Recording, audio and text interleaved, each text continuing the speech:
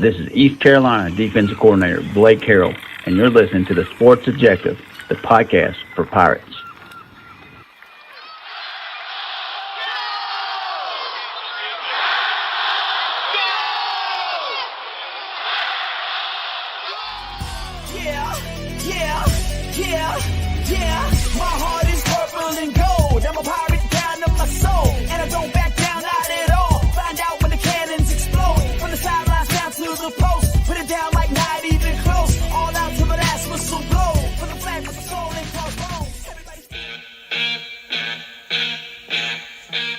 How about those friggin' Pirates?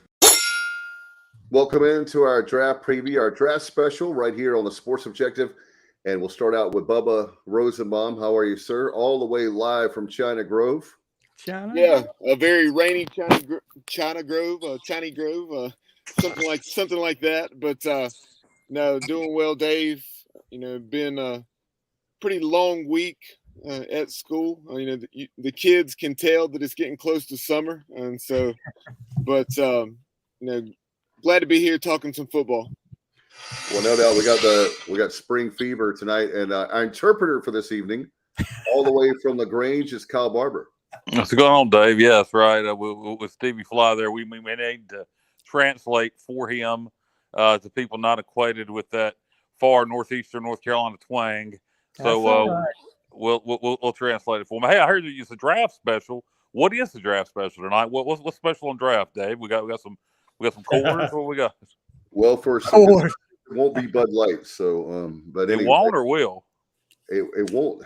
Okay, good deal. All right. That's a whole other show. I'm going to stay away from that. But Stevie Flythe, thank you for coming in, man. Appreciate you. Back on. Yeah, if you can understand what I'm saying, Kyle, can you understand what I'm saying? I can understand you, Stevie. I speak your language fluently. My concern is for people maybe from the Triangle area or maybe DG. I don't know if he's gonna have trouble understanding you. Hey, he understood me perfectly a while ago when I introduced myself. Well, he did field calls from all over North Carolina when he was. Yeah, I'm sure he's used to that. But thank you guys for having me tonight. I really, really appreciate you to let me come on tonight. No doubt. David Glenn joins us, DG, back. I don't know how many times, but welcome back into the show, my friend. It's great to be with y'all, Dave. It's always fun to get your invitation.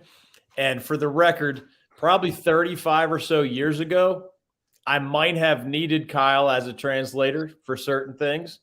But now that I've been a North Carolinian for more than 35 years, and I had that statewide presence for probably 12 of those years, I feel like I at least can understand many of the dialects, even if I can't speak them myself. Have you ever ran into having to field a call from a hoy-toiter? Hoy-toiter, yeah. Oh yeah. I actually had my staff keep track of the names of the cities and towns that people would call in from. So there's a record of that somewhere. And it's wow. I didn't even know there were 400 some towns and cities in North Carolina, but I'm not sure of every last one that's on there, but we got calls from pretty much every last corner of this statewide universe. We were coming back from the Outer Banks. I grew up always going to the Outer Banks, and one of my wife's first trips, she always went down to like Surf City in that area.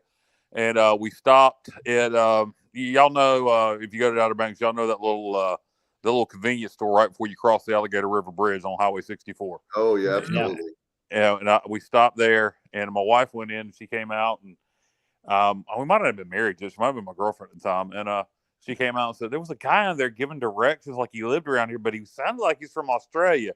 I said, no, he's just from around Ocracoke. He's a hoy-toiter. By the way, there's if you're looking for some fun, and I love geography, but there's a book called North Carolina Gazette, and it talks about the origins of every town, and it also has a history of how the town got a name and all that. It's like at Barnes and Noble, whatever, but I think it's called North Carolina Gazette. It's a really good read if you are a nerd like me and you want to know why, Lacama is named Lacama. Supposedly a man had 3 daughters named Lucy, Carrie, Mary, so they named Lacama, North Carolina. Wow. Who knows enough French to translate Lagrange? Not me. Gosh. Lagrange. It's very simple. I hadn't done that since '91, bud. I left French behind a long time I ago. took a The lot barn. of French classes too. What is it, the farm? The barn. Ah, the barn. Yep. That's right. I forgot that. I did know that, but that's been a You long. live in Why the barn? nobody has opened up a bar and grill in LaGrange and called it the barn, I do not know, but maybe I'll make that happen one day. All right, there you go. Let's talk some draft. That's why you guys and we all here. I'm so excited. I'm gonna start with DG, and Bubba, help me out if I'm wrong on this, but the last time the Pirates had this many guys that have a potential to be drafted, you had to go all the way back to, well, the Skip Holtz era, 2009, but even before that, the record's 1983, right, Bubba, off the top of my head? Yeah, as far as multiple draft selections for the Pirates and that 2010 draft, like you said, following up. 2010, I'm sorry, yeah. But it was coming off the final year of the Skip Right. Holtz era. And then, yeah, that 1983 team with that 1984 draft. I don't recall the exact numbers. But Eight off the top of my head. It was at least 7 or 8 that got drafted, and then at least 5 or 6 more with free agent deals. So yeah, 13 or 14 Pirates get an opportunity. What about 92, Bubba? I'll double check that number, and just off the top of my head, obviously you had Robert Jones, then Blake. Jeff Blake Hall. go to the Jets, and then I believe John Jett, punter, also got drafted. Didn't Chris Hall get drafted? Luke Fisher went to the Vikings. Who did you say, Bubba? Stevie, Who what did was you say, that? Stevie? Chris Hall, didn't he get drafted? He got an opportunity. I think he may have got drafted. So yeah, I'll research that number for the 92 draft. All right, but DG, is this as the excitement we have in Pirate Nation? This is the most we've had in a long, long time, and it shows the direction that the program is going. So we're obviously with Mike Houston. You know, I heard this week, by the way, DG. I don't know if you did. Michigan, when we play them on September the 2nd, is going to be the #1 team in the country. So good luck with that, right? Could be. Wherever they're ranked, they're going to be a highly touted team, obviously. It is exciting. I mean, I'm excited for a guy. The first time I saw Keaton Mitchell play, I thought he might have NFL talent. And obviously what he put together for the Pirates during his career lived up to that standard. And I don't know all the intel that you guys might have, but my guess is that he would be the first Pirate off the board. Third in round this year's draft. And, you know, we all loved watching Holton Ahlers. Who knows if he'll get a legitimate opportunity or not. CJ Johnson has been on the NFL radar for a while. Ryan Jones is a nice tight end. So I don't think they'll approach those kinds of record numbers you were talking about in terms of draft picks. But the number when you combine draft picks and free agents should be a good one.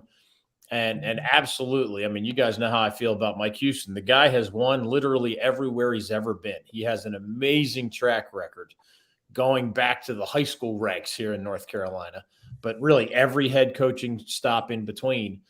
So I'm a fan of what he's done at my son Anthony's alma mater, ECU. And I've enjoyed getting to know him a little bit as well. As I told you guys last time I was with you, I did a speaking engagement with him this year where it was just Mike Houston and me on stage, you know, like Oprah Winfrey style. You got your questioner and your questionee, and we had a lot of time together that particular weekend down in Wilmington. And he actually remembered when I interviewed him when he was the head coach at Lenore Rhine forever ago. And of course, I've interviewed him at almost every stop since then. So he's a real personable guy. He's a real sharp guy, and his football coaching track record speaks for itself. No question. You're looking at third round. We talked about so it looks like Keaton Mitchell and DG, the guy with that. You know, he's taken a lot of criticism, and I'm talking about Holton Ahlers. I think unfairly by a handful of people who have some sort of I don't know what their agenda is, but it's ridiculous. But go ahead, Dave. Yeah, I was just going to say one of the reasons why the only reason I bring that up tonight, being a special night, is I'm pulling so hard for that dude. I wish there was some way I could wave my magic wand and him to go to first round so I could tell all those people to stuff it. You keep your magic wand away from Holton. I'm not touching that. But anyway. Yeah, that's kind of what we were saying. Yeah, exactly. But anyway, he's looking like he he was a guy that I was saying 7th round, like the very last round. But I'm even hearing now, DG, up to 4th round after he has the MVP of the Birmingham Bowl, MVP of the Hula Bowl, and MVP of the NFLPA Bowl out in Pasadena in the Rose Bowl. So, you're talking about a guy, and it's just amazing. It's like some people want to be right. It's like you vote for someone, and I'm not getting this conversation, but you vote once for someone, and you're like, I don't care how good a man or woman he is or she is. I'm going down with that person. I've got to be righteous. I got to be right about it. And I think that's what it is with him. So I'm pulling really hard for him, and I'm hoping he goes beyond my pick of 7th round. I'm going to go hoping he goes the 4th round like I'm hearing. That would be awesome for him. That might be the best case scenario. One thing I've learned, and I just wrote a column at chapelboro.com where I summarized the state of North Carolina prospects in this year's draft, but also the ACC-wide prospects. So ECU is included along with App State and everybody else in the state. And one thing I've learned from previous years trying to do these draft projections, they can be fairly accurate in the 1st and 2nd round, sometimes even 3rd round. When you get past that, the difference between ending up a 4th round pick or an undrafted free agent is really hard to predict. Really, really, really hard to predict. So there's that top, whatever you want to call it, top 100 and some that we know will be draft picks. And after that, I mean, it's like the old saying, it only takes one team to fall in love with you. It only takes one girl to fall in love with you. If 29 teams think you can't make it, but one team has you on their board as a 4th round pick, that's all it takes. Doesn't matter what everybody else thinks. Are there either Stevie or DG or anybody else for that matter? Is anybody hearing anything about Isaiah Winstead getting drafted at all? He is surprising to me with his hands. He'll catch everything you throw at him. His name hasn't came up more than it has. Here's the deal. They were impressed with him on the pro day. I do know at East Carolina, the one thing that I knew, and I've done some research on it a little bit, the thing with Isaiah is for the NFL is his breakaway speed is not there, unfortunately, in their eyes. I think he's fantastic. I think that anybody that gets him will be getting a quality receiver, a guy that you throw the ball up in the air, a 50-50 ball, he's going to get it.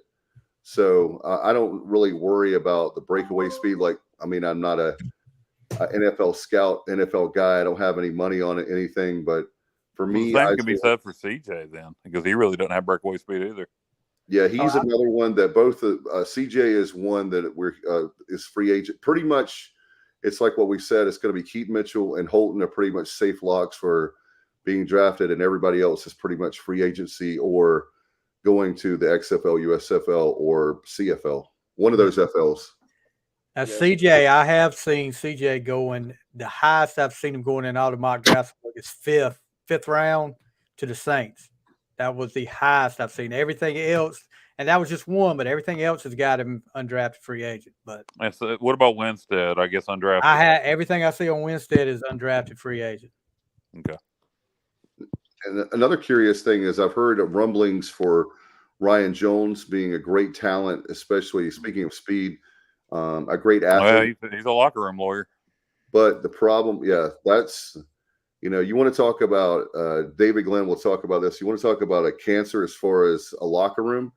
This is a guy that literally, I'll say this now and not to rain on his parade, but he literally laid down in that Houston game. I have no respect for players that get mad because Holton Ahlers is getting all the attention, so I'm not going to play. What are you talking about? You're not going to play well in a game knowing that this night that we're talking about now is coming up. If anything, be selfish and get 50,000 balls, like 50 catches. Not that you're getting that many, but he's one that I really lost a lot of respect for somebody to do that just because you're not getting a lot of attention being NIL or senior day stuff. When Holton was there, that's a local kid that's been there for the very bad years, the end of the Montgomery era, and he's taken a lot of lumps for the program.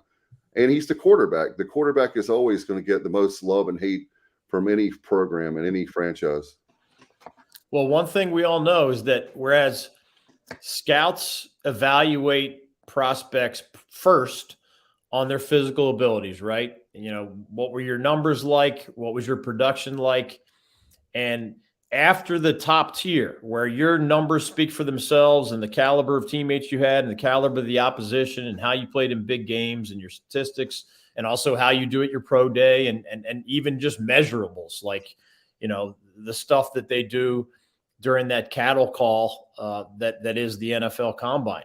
Once you get past that stuff, most scouts will tell you that if they see 10 prospects that are somewhat similar and hard to differentiate, it becomes about the intangibles. Who's a good teammate? Who loves football? Who has a chance to get better? Who's dedicated in the weight room? Who doesn't have, criminal questions or bad teammate questions or work ethic questions or complicated family type questions? Like, if you're a guy that might be on the fringe of the roster, the last thing they need in you is a headache. And there's 9 guys with similar measurables and statistics as you. So the last thing you need on your resume is something like you just described, Dave. Yeah, and Ryan Jones, Ryan, we talked to Ryan. He was a part of the podcast. He had an NIL deal with us back in 21, and he's not a bad kid. I don't know what happened at the end there, but there was a lot of talk that he was causing some problems in the locker room and didn't play in the Temple game, I don't believe, and didn't play in the bowl game. So that kind of verifies that. But another guy that, we mentioned CJ, and we'll get off the Pirates and talk about some other stuff like the Panthers having the #1 pick. But we mentioned CJ already and maybe having a chance to be drafted or be a free agent. CJ's a guy that I really think could have benefited from coming back for one more year. You mentioned that interview process, DG, and CJ Johnson's a kid that I like CJ. I see a lot of CJ in me when I was his age. I think CJ has a lot of growing up to do. And I think not only from a football standpoint, but from a maturity standpoint, if he'd came back one more year, I think he'd had a much better chance of being drafted. And by the way, guys, as far as CJ, what I'm hearing from the scouts, he was not to them. He has the raw talent, but he was not in his physical conditioning was not there. And that goes back to maturity. Yep. That was the reason why he probably won't be drafted this weekend, is because he's one of those guys, like you talk about, DG, that he might go, what was it, Stevie, 5th round? Yeah. He's a guy that might not go drafted. He might not be drafted because of his physical conditioning. And that was just one out of like 20 mock drafts I looked at across the board.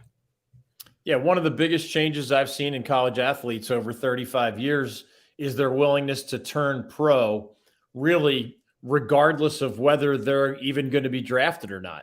This applies to – it used to be, for example, in basketball, the guys would mostly – there are always exceptions, but way more often, if they knew they were first-round NBA picks, they'd leave. And if they did not have a promise to be a first-round pick, which is in the NBA where all the guaranteed money is, or most of it, they would stay in school and try to upgrade their status. Fast forward, not just now, but for quite a while now, there are guys who turn pro because they're tired of college. There are guys who turn pro because they have a child and a young person to take care of. There are guys who turn pro because, they want to take care of their mom or dad or whatever. Or maybe they're not doing well academically, or maybe their coach left, or they don't think their team's going to be as good next year. I'm not saying any of that applies to CJ Johnson. I've just seen a complete evolution in change in the way a large number of these young guys, football or basketball, view this decision. And way more of them nowadays are just ready to turn the page and say, I still love football, but it's time for me to get paid somewhere to play this game. And if it's not the NFL, I want to get paid somewhere else. Well, hell, just stay in college. You can get paid. Yeah. Nowadays, hey, that's one of the upsides to NIL. Depends on the school, depends on the what's available. But I think one of the huge upsides of NIL is that a lot of guys who otherwise would have turned pro are staying in school. I mean, I've seen that's really easy to document on the basketball side. There just aren't as many players, and more of those deals become public. I think NIL money, and I know that's not really we're really talking about the night we're covering the draft, but we just had a huge donation come to East Carolina Athletics, $5 million, largest lump sum private donation in ECU history.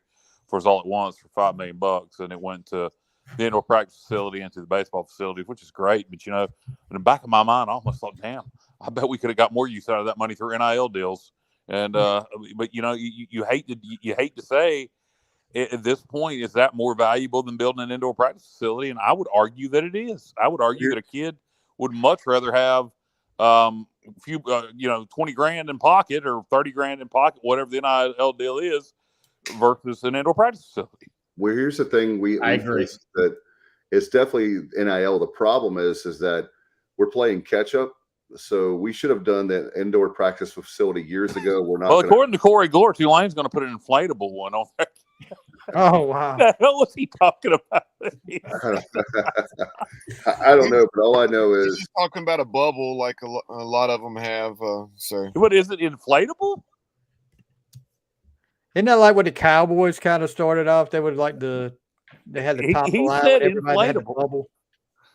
Well, I don't know the specifics of Tulane, but I'll find an example of what I'm talking about. In my head, they're going to be practicing at a bounce house. You get those pretty cheap. So our trustees, hey, you don't have to do 18 million, guys. You can just go farther from a place. Dave, something I was trying to bring up a moment ago when I had no volume was we were talking about Keaton Mitchell. Keaton at the combine, he measured, from what I'm seeing, 5'8", 179 pounds. Tajay Spears, the talented running back from Tulane, was 5'10" and 200 or 201 pounds. And then you had that's very comparable to Chris Johnson. Chris Johnson was 5'11" and right around like 197, 198. And by the way, thanks to Bubba, the highest draft picks we've ever had. It's a tie, DG, 24th overall. Robert Jones in 92. And Chris Johnson was at, 2008. 2008. Yeah, it was 24 as well. So how much are you guys buying into to Keaton's size being a hindrance? Because, I mean, we were talking about before we came on, Darren Sproles was 5'6", 180 pounds. Barry Sanders, 5'8", 200 pounds. Come on. I mean, I'm a Steelers fan. If all these other teams want to buy into, we can't draft him because of his size, and the Steelers pick up on it, by all means. But no, I'm not buying that size thing.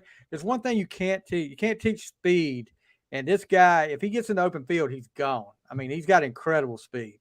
By the way, Stevie, before we let DG answer that, you were a Steelers fan. Do you know who David Glenn pulls for? He's an Eagles fan. Hey, the good news there is we're in opposite conferences. Exactly. I thought you were going to tell me he was a Ravens fan, and then I was getting ready to disconnect. I can identify with this. My brother married a girl from Pittsburgh. Right. Well, all of his in-laws are lifelong Pittsburgh people. And I can tell you that whereas if you were a hockey fan, for example, the Philadelphia Flyers and the Pittsburgh Penguins hate each other. Like capital H, italics, bold, underline, hate each other. The Eagles and the Steelers, I've seen fans root for each other because you hardly ever play each other. Exactly. Right? You're in opposite conferences. And the culture of the Steelers is easy to respect and admire. I say that as a guy who grew up in Philadelphia. They have mostly likable teams, lots of championship teams, mostly likable players and coaches. And a lot of people don't like Philadelphia, so maybe it's harder to picture Pittsburgh people supporting Philly. But even in baseball, the Pirates and the Phillies are were for a long time in the same division. So there was a little bit more animosity there. Right. But yeah, I have no Eagles Steelers hate for you, Stevie. No problem. I don't have any Eagles hate. I pulled for the Eagles in the Super Bowl. So I mean, appreciate it. Ravens and Patriots, that's a different story. Stevie, you grew up practically in Virginia. How in the world did you not become a Redskins fan? Well, look, my whole family, except for me and my cousin, who was like 2 weeks older than me, were Redskins fans. And I don't know what happened at 5 years old. I guess it was Terry Bradshaw, Joe Green, Franco, but Jack Ham was my favorite Steeler of all time. I had one of them old Sears jerseys that you had to iron on. I had 59. I actually still have the helmet from back over here. But yeah, Nice. Jack Ham was always my favorite. But yeah, I was like the black sheep of the family as far as that goes because everybody else was Redskins fan. Yeah. You didn't get to sit at the table, right? At the things. Yeah, but you know, I did pull. If they weren't playing the Steelers, I pulled for the Redskins. So I guess I had to. And for the first time ever, I have season tickets for the Redskins, for the Commanders now, because I'm so thankful. Whatever that day will be, it'll be like a Christmas day to me when Dan Snyder does not own the team anymore. Whenever that day will be, I think it's coming up in June. That's going to be a huge day for me, and I can't wait. But that curse will be over with. It's worse than the Bambino curse. We have like two wins as far as the playoff wins in 24 years or something like that. So you want to talk about misery? I'm one of those fans. When you want to talk about Die Hard, you look up the dictionary, you'll see a picture of me because it's been, as Matt Semenza would say on our show, brutal. Yeah. So, guys, I know we're covering draft, but David, are you guys going to move? Are they going to move to another stadium after this? Yeah, they're going to Northern Virginia. It's like a stadium. I think it's 55,000. They're going down, which I know DG is going to tell me that that's where the stadiums, as far as size of stadiums, are going to go because more people are staying home. It's a TV sport.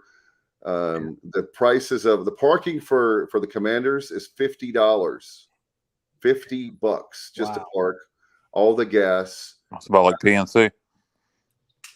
Yeah. So PNC during the playoffs is pretty darn high for hockey. Yeah, that's concerts too. Yeah, don't get me started on concerts and prices of tickets now. We talked about that when we came on there. No doubt about it. No doubt. With one of my favorites is The Boss, but The Boss, I had to stay home. No Greensboro Coliseum for me. But DG, as far as other players you're looking at, I know that we're probably about 20 minutes or so before the first. Yeah, who's going number one? Who's the Panthers taking? As somebody who doesn't follow the NFL outside of the East Carolina players, I don't even know who's projected to be number one. To be quite honest, who's going to be the pick for the Panthers? It's going to be the Alabama quarterback Bryce Young, who, by the way, only measured at 5'10". I was getting ready to say there's another one with some size issues, they say.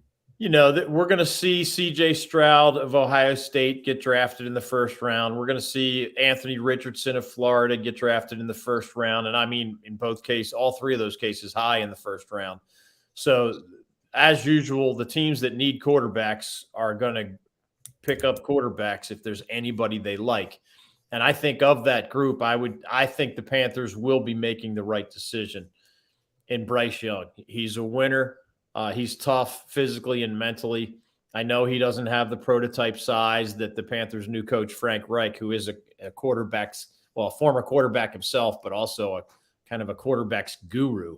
It's been a while, guys, that the Carolina Panthers haven't been to the playoffs since 2017 and haven't been to the Super Bowl since 2015. So that's, you're at 5 no playoff seasons and counting. And of course, say goodbye to Ron Rivera. The Matt Rule experiment did not work. And the biggest missing link under Frank Reich is quarterback. So this is an enormous pick. And, you guys know the deal. When you get your first round picks right in the NBA, like if you have a lottery pick, you just have to get it right. If you're an NFL team that needs a quarterback and you have a high first round pick, you just have to get it right. And, when the Panthers had that high pick and took Cam Newton in 2011 with the number 1 overall pick, I know he didn't do everything that everybody wanted him to do, but he was an MVP, and he did take him to the Super Bowl, and he did take him to 4 playoffs in 5 years. So that's a successful pick. And guys like Julius Peppers and Luke Kuechly, those guys were first-rounders. Christian McCaffrey, Thomas Davis, those guys were first-rounders. I mean, you have a chance to build the foundation of something special. And in this particular case, it's at the most important position on the field. No question. I wanted to throw this around to the round table real quick. By the way, in the green room, we're going to have Larry Shannon coming on in the matter of minutes. So stay with us. I believe he was a 3rd rounder. Bubba, isn't that right? You said earlier. I believe that's right. Yeah. From what my research very quickly this afternoon, it said 3rd round, 82nd overall, but I'll we'll ask Larry that when we have him on here in just a couple minutes. So we'll have him on. And Larry, hopefully the pretzels are not stale in the green room, and what's your favorite beverage, a pirate beverage for you here in a few minutes. But I want to ask you guys, for me personally, there's two schools of thought on who you pick on a first round: needs or athletic ability. For me, I'm going to take the best player I can get. And if I have other needs later on, because I think people get, maybe it's just me as an NFL guy, I feel like a lot of guys, as far as teams and franchises, they have that need. We need a quarterback. We need whatever position. And they pick a guy that's definitely not the right fit, that's not qualified to be a first rounder, and they're a bust. For me, I'm going to take the best possible player, but I'll throw that around the board to you guys. Oh, definitely. I go best player. I know people have their needs and stuff, but I mean, if you got a guy there that's, let's say, like a Jalen Carter falls in your lap, how are you gonna not take Jalen Carter? I mean, right. Go ahead, Kyle. You understand me, Kyle? I got you, Stevie. No, you got to lean on your scouts, right? Right. And if your scouts say some guy's a 10 out of 10 or whatever your rating system is, of course, you always have to look at your own roster. You're not picking in a void. You have to pay some attention to what your needs are, but it has to start with just how much you see in that person. When you get to the point where you say, I have to take this position, you're asking for trouble. It's got to start with, I believe this guy is in the first round. You can only take somebody that you believe in your consensus of scouts and personnel people believe can be a star in this league. Later you can look for role players. In the first round, you don't use a first round pick unless you think somebody can be great. Hey, DG, you remember when the Bears picked Mitch Trubisky? Was that first? I did seriously probably 100 interviews going into that draft all over the country because I had covered Deshaun Watson pretty closely and I had covered Mitch Trubisky extremely closely. Thank goodness that on all 100 shows I said I would take Deshaun Watson before I would take Mitch Trubisky. I know Deshaun has had problems of a different sort, but he's clearly the better NFL caliber quarterback. No question about it. We're going to look forward to, I know the Redskins Commanders have a pick at 16, I believe. And you guys, Stevie, is yours 17? Yeah, 17. I got a question for y'all.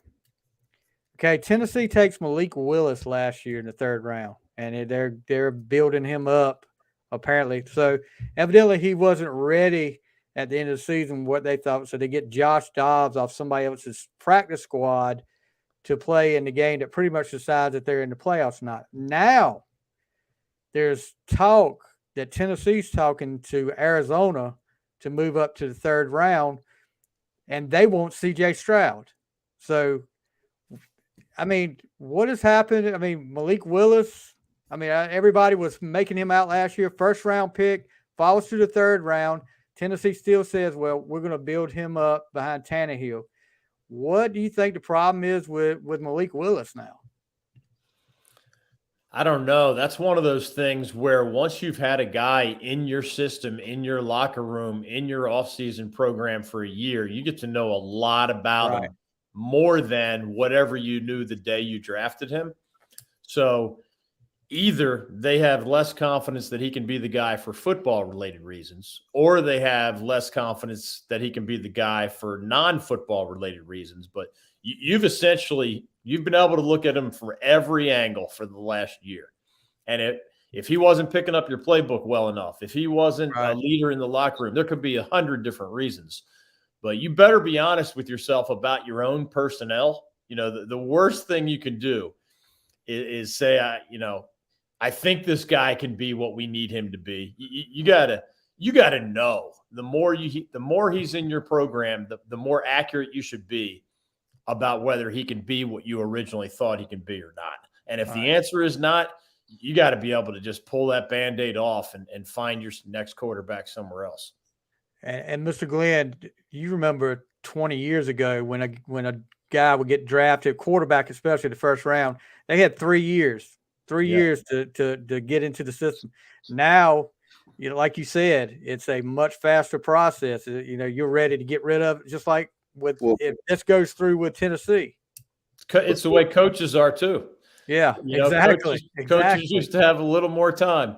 Best coach in Virginia Tech football history, Frank Beamer, had a losing record in his 7th season. Year 7, he won 2 games, but they kept him. And, of course, he goes on to become one of the winningest coaches in college football history. If you win 2 games in year 7 in modern college football, I don't care what school you're coaching.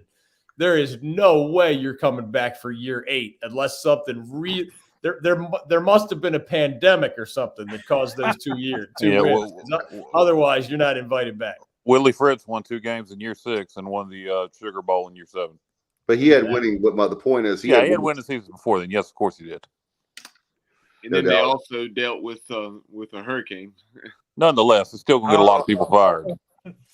Yeah, it will. Yeah, that might be the final straw.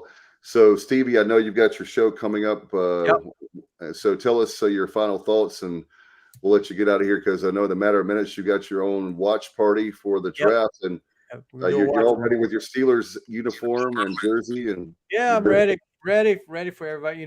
But I just hope I hope we get 3 Pirates, at least 3 Pirates. CJ would be the one that would be the 3rd, I think, but. Anybody that gets Keaton in the 3rd round is going to get a steal, I believe. I think he's going to be something you need to watch out for in the NFL. And Holton, I'm hearing Patriots are looking at Holton. So maybe as much as I dislike the Patriots, I could for a game or 2 pull for the Patriots if Holton's in there. But that I've heard. What? And y'all are going to think I'm making this up. I swear to you, I've heard. The number 1 team I'm hearing that I've read and all the stuff is the Packers. No, he met with the Packers. He did meet with the Packers. I know that. But yes. They do need. I hope he lose the quarterback this year. Yeah, that's going to be that frozen tundra, man. Oh my God! Like I'm a diehard fan, love to sit out in the cold, but I don't know if I could do that.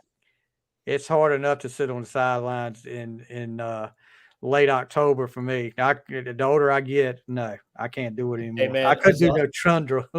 True story. As a high school senior, I visited Syracuse University with my father. It was one of my 5 top schools.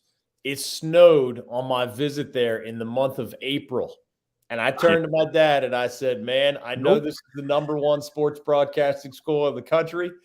I know it's not too crazy far from Pennsylvania, obviously, where I grew up.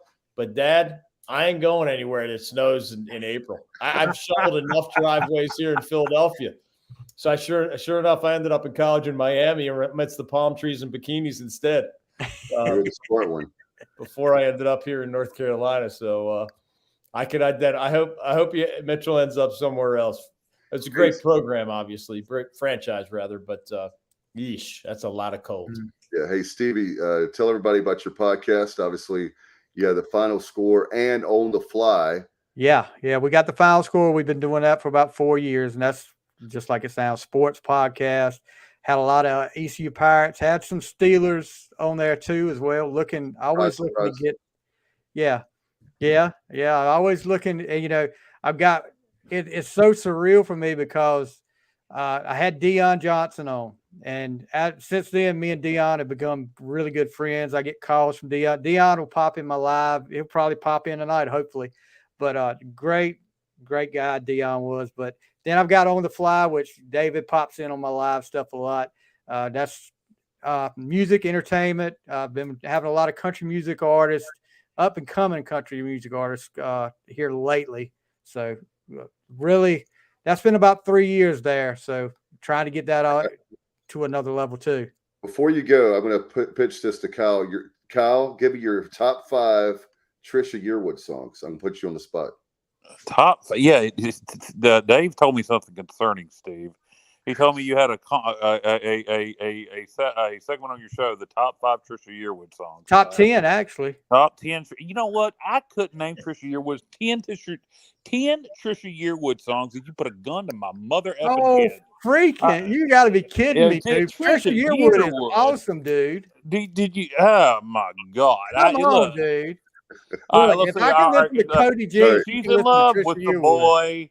Is she still in love with the boy? I'm not sure. And she's in love with Garth. She's in love with the boy.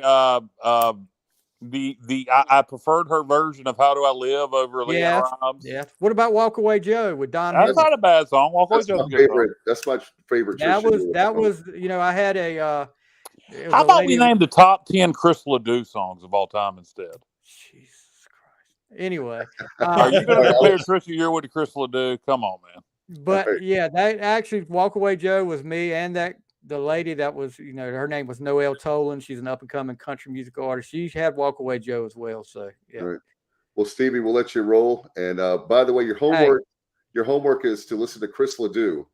Stevie, are you not familiar with Chris Ledoux? What? Are you not familiar? Oh yeah, I know who Chris Ledoux is. I was getting worried. Wow, you underestimate me. Well, you told me your daughter was into Cody Jinks. You didn't say you were, so I don't know. No, that's true. But you know, I'm coming around. You don't remember that I said I have more useless information in this head than anybody around. We enjoyed it, Stevie. Thanks, bro. Thank you, guys. Thank you for having me on, Mr. Glenn. Mr. Glenn, it was an honor. I appreciate it. Thank you, Stevie. Appreciate your kind words. Great to meet you. All right. You guys have a great one. All right. Have fun with the watch party. Oh, I am. All right. Bye-bye. All right, so DG, we're gonna bring in Larry Shannon. Larry, of course, with the Pirates, and I still see that flag that you pulled out of your pants there, Larry, there in Charlotte. One of my favorite memories. Gold towel, yeah.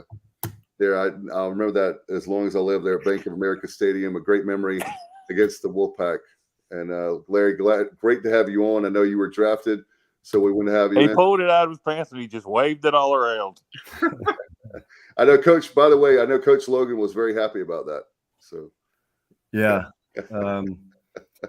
yeah, he let me have it for about 6 months straight. Every time I saw him around the locker room or weight room, he would shake his head at me and was like, "What were you thinking?" But I wasn't thinking at the time. I knew that I was going to get in the end zone, and that was my plan.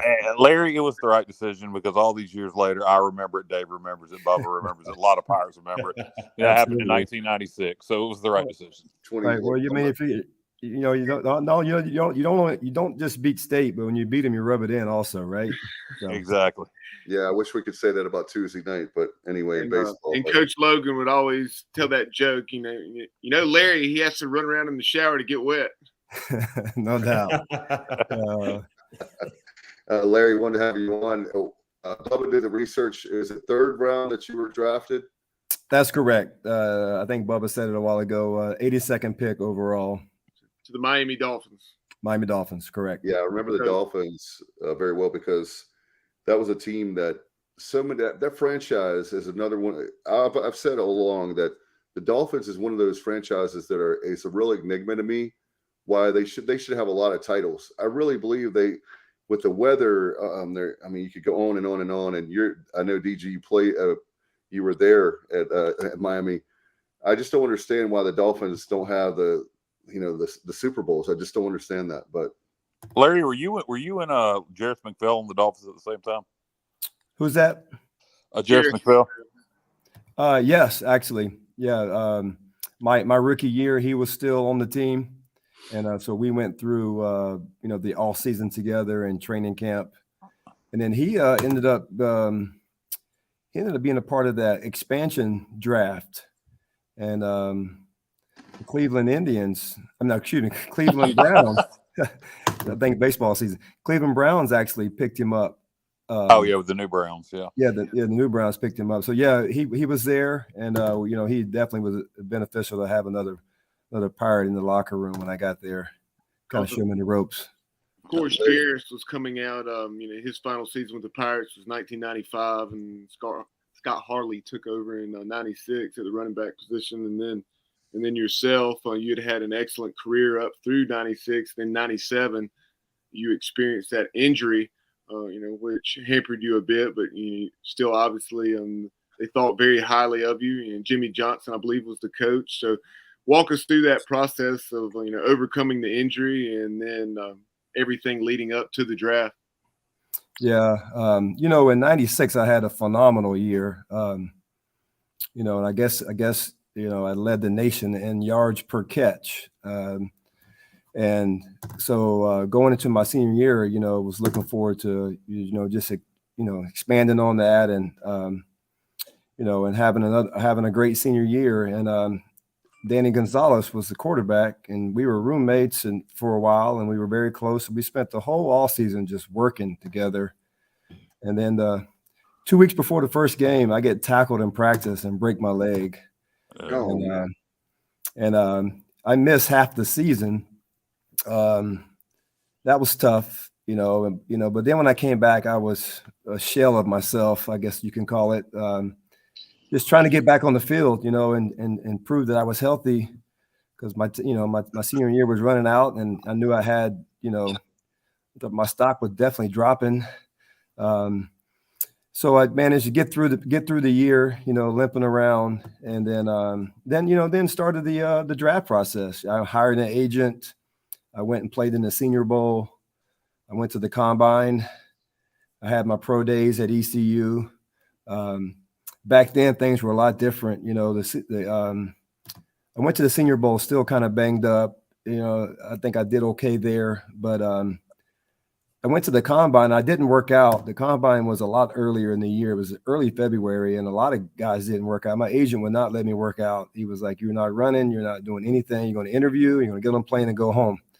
And of course, they put me through the medical ringer, being hurt, and they do all their checks and balances on your injuries, and then they try to put that pressure on you to work out. And I just, you had to stick to your guns and say no. And they kind of get mad at you, and then you just, but they give you a ticket home, and you go and you fly out. And so I put all my eggs in the pro day basket. I was ended up just getting ready, man, just being ready, being healthy, and getting fast again, and being, and showing what I could do. So I had 2 pro days. The first one, back then, we used to schedule our pro days kind of like the day after like a UNC or a day after a NC State. So all those scouts could be in the area, and they would just kind of, you would be smart about it. You wouldn't want to do one on the same day as another school in North Carolina. So I had a phenomenal first pro day. Had about half the league there. A little less than half the league, and then I did really well. And my agent's like, "We got to have one more, just because you didn't run or anything at the combine." So we had one more, and whoever wasn't there, I guess, kind of word got out. Whoever wasn't there at the first one showed up at the second one, and so it ended up being all 32 teams that came by and watched me work out, and I did phenomenal. I ran fast. I caught, great workout. And then it was just a wait and see game. Back then the draft was different. It was it was Saturday, and it was a marathon. Yeah. Rounds 1 through 3 were Saturday, and then they did rounds 4 through 7 on Sunday.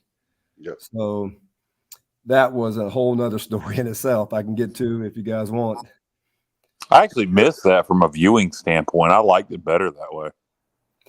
Yeah, it puts it all kind of like on the days that nobody's working typically. They can sit around and watch it.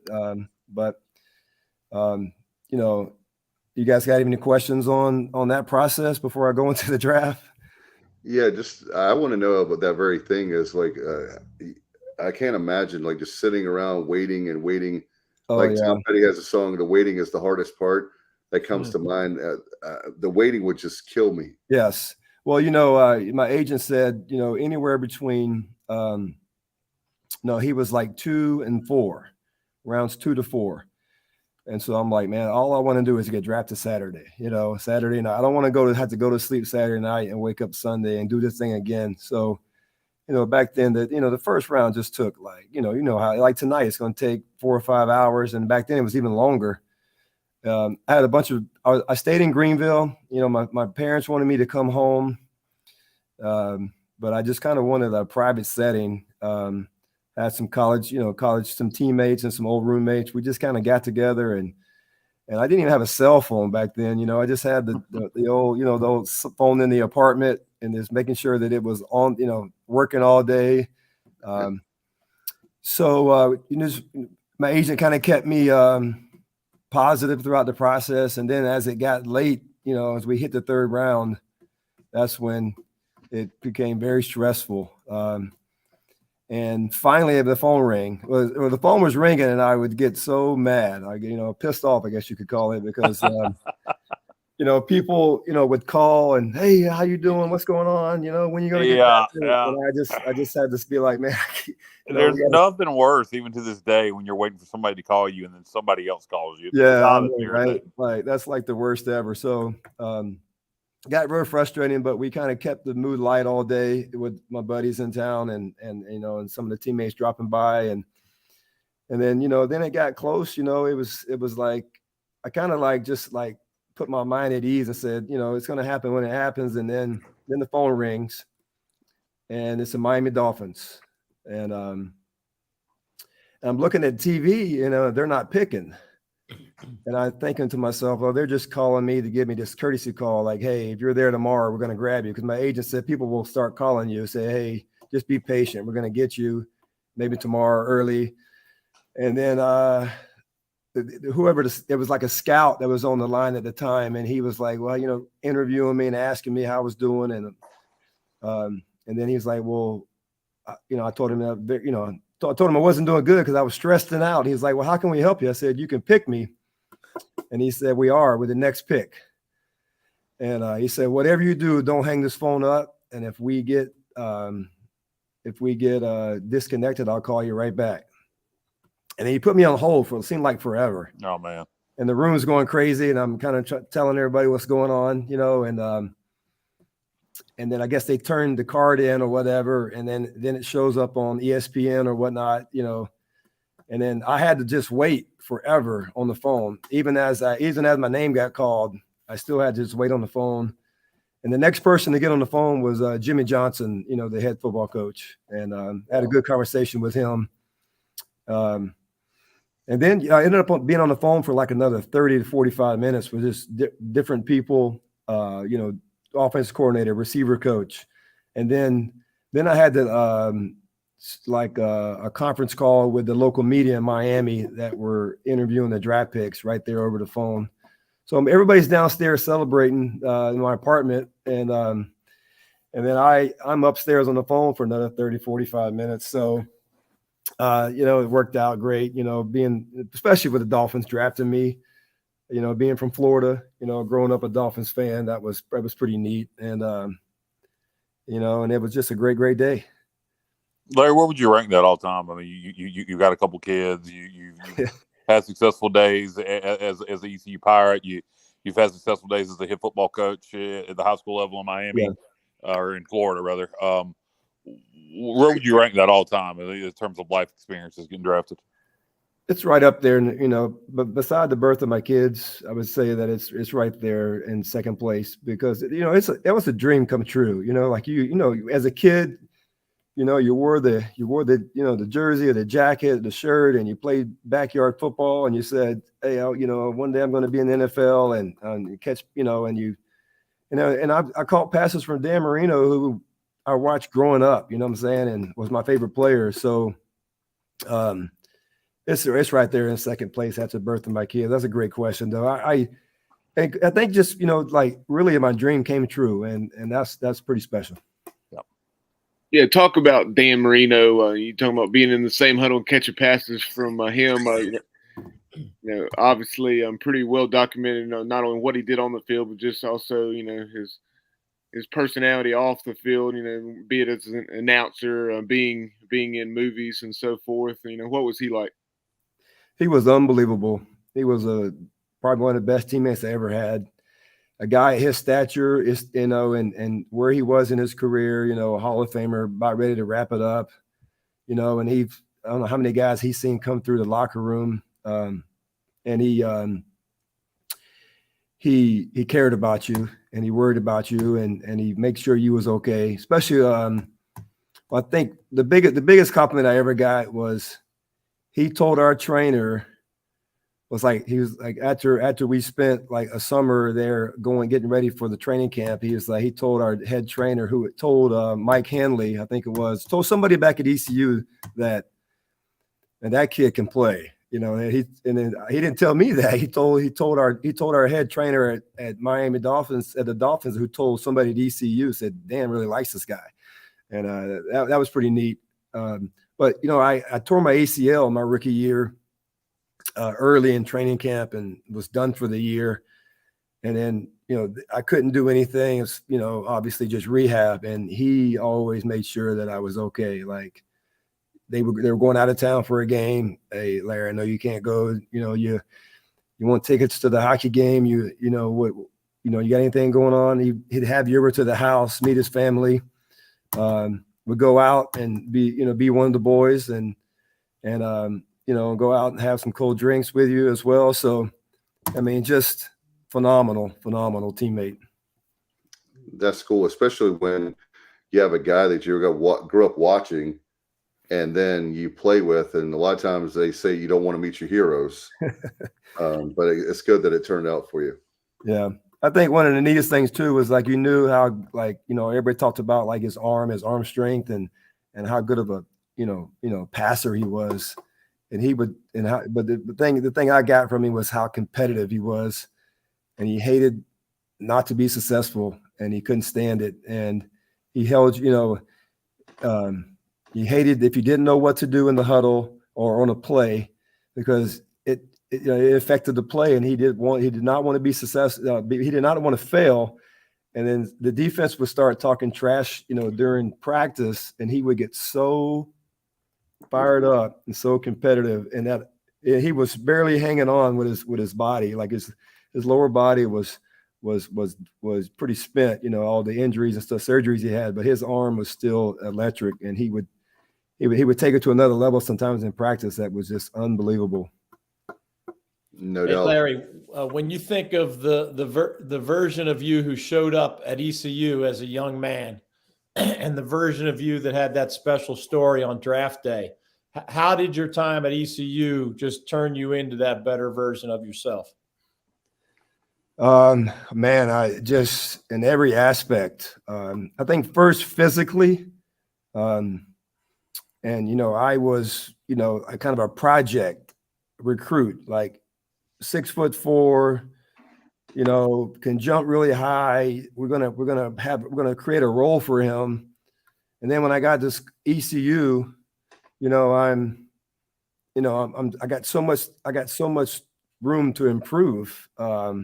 So physically was everything, and what Jeff Connors was able to turn me into, and obviously you had to, as a player, have to want that and be motivated to improve like that. And I mean, it was just phenomenal. Like, if I go back, like how much weight I gained and how strong I got and how fast I got, and it kind of all came together at the right time for me. And then, of course, being in a situation where at ECU back then, you wasn't in a conference, and all we learned how to be was tough as we could be, right? And no one's going to give you anything. You got to earn everything. And so that mentality is stuck with me forever.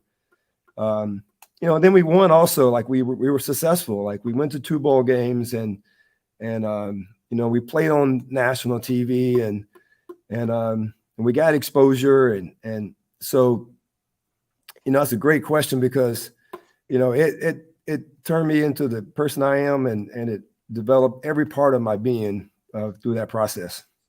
That 96 team is one of my favorite teams, a team that goes 8-3, and DG, a win over Miami in the Orange Bowl, 31-6, that Larry Shannon was on that team. So a very special team. In fact, I want to mention one thing.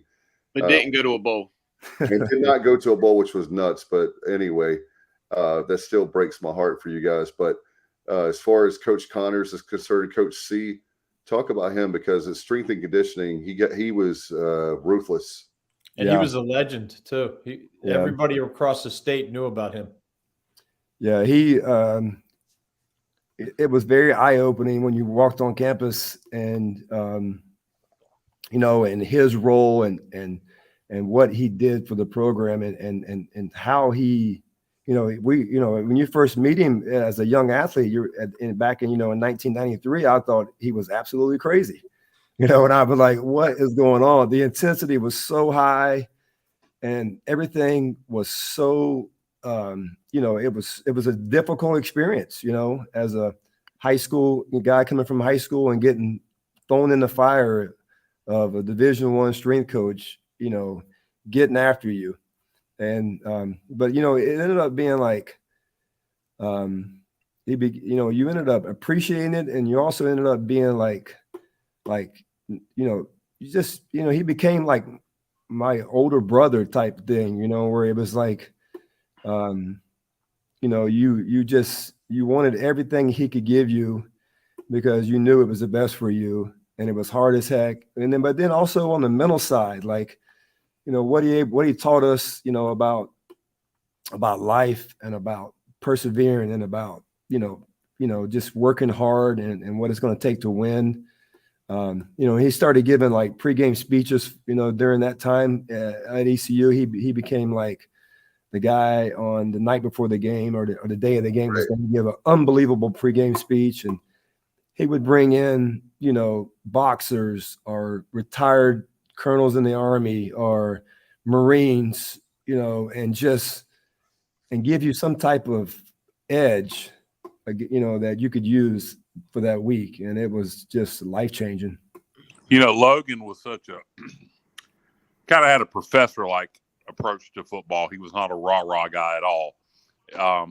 It seems like maybe him and Jeff Connors being polar opposites was the perfect combination in East Carolina at the time, because Logan didn't like to give pregame speeches. So letting Connors do it, probably isn't something you see a lot of strength coaches do at a lot of places.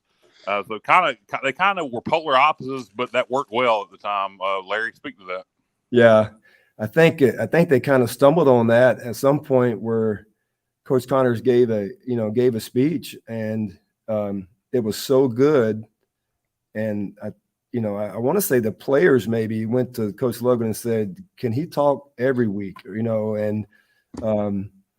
And then it was like, what is he going to do this week? It was always, what is he going to say? Who is he going to bring in? What is he going to break? What is he going? He's going to get so fired up, and then we just look forward to it every week. And it was the biggest part of the game experience was what he was going to say and do for us to get us ready, and give us that edge. And I think Logan knew, Coach Logan knew that he had something special with that. And then, I remember going back to, Jimmy Johnson gave some unbelievable speeches, and he was an unbelievable motivator in team meetings and then like before games. John Gruden was kind of the same way. I remember being I came back to ECU and I was a graduate assistant coach under John Thompson, and I couldn't wait for the first game to see how is this going to take place. Who's going to give this talk? What are we going to do here? And we went through our process, and I was looking around, and I was like asking myself, I said, is that it? I was expecting so much more. I'm like, man, these kids are missing out. Like we don't, I can't go up and say nothing to him. I'm just a graduate assistant coach, and this is his team, his program. But I'm like, we got to figure out a way to motivate these guys a little better. And you were right all along, Larry. What's that? You were right all along. No doubt. Oh man, that was tough. Larry, as far as we've got a couple guys, and go ahead, Bubba. Johnny Gardner chimed in saying, Larry, can you tell us how you got to ECU? If I remember correctly, at one point you were headed to West Virginia Wesleyan. Yeah, that's an unbelievable story. I don't think, I don't think this ever happens anymore. I mean, it's different now, obviously, with recruiting and whatnot, but small town in Florida,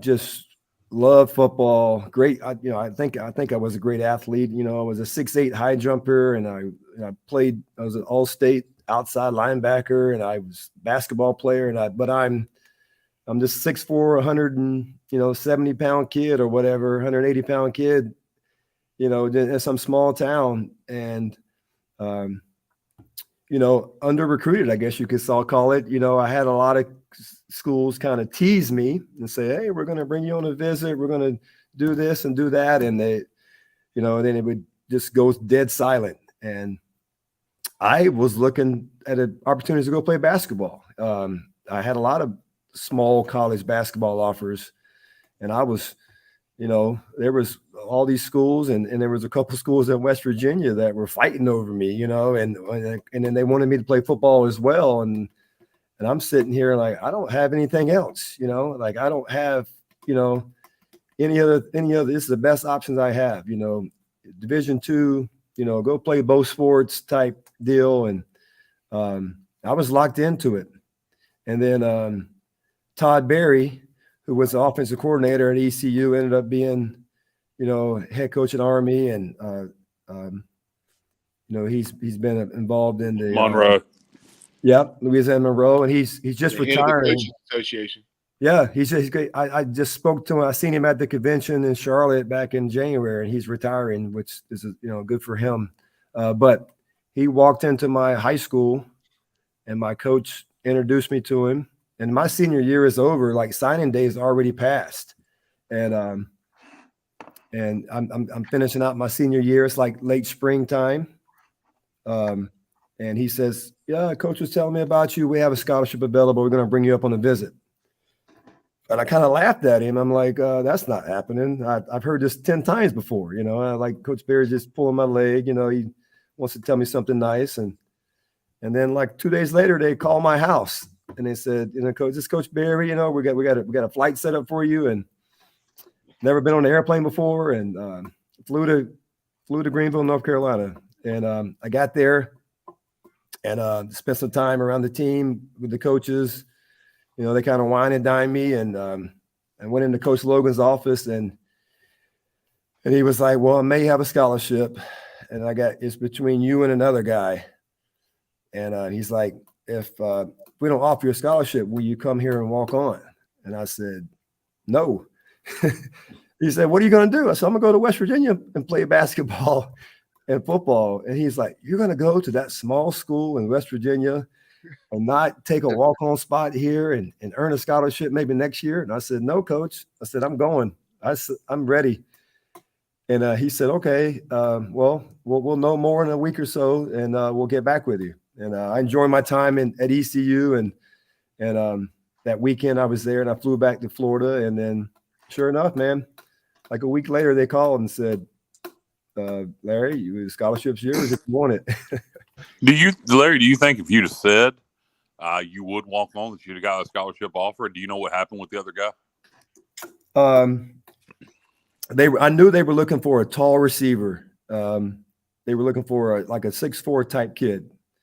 And then I think if I would have said I walked on, they may have been asking the other guy the same thing, but they could have maybe had us both and gave the other guy the scholarship. There was one thing, Coach Logan, the scholarship he had available, it wasn't a guarantee right there. It was we might have one. Something was going down with a player, and that one was going to come available.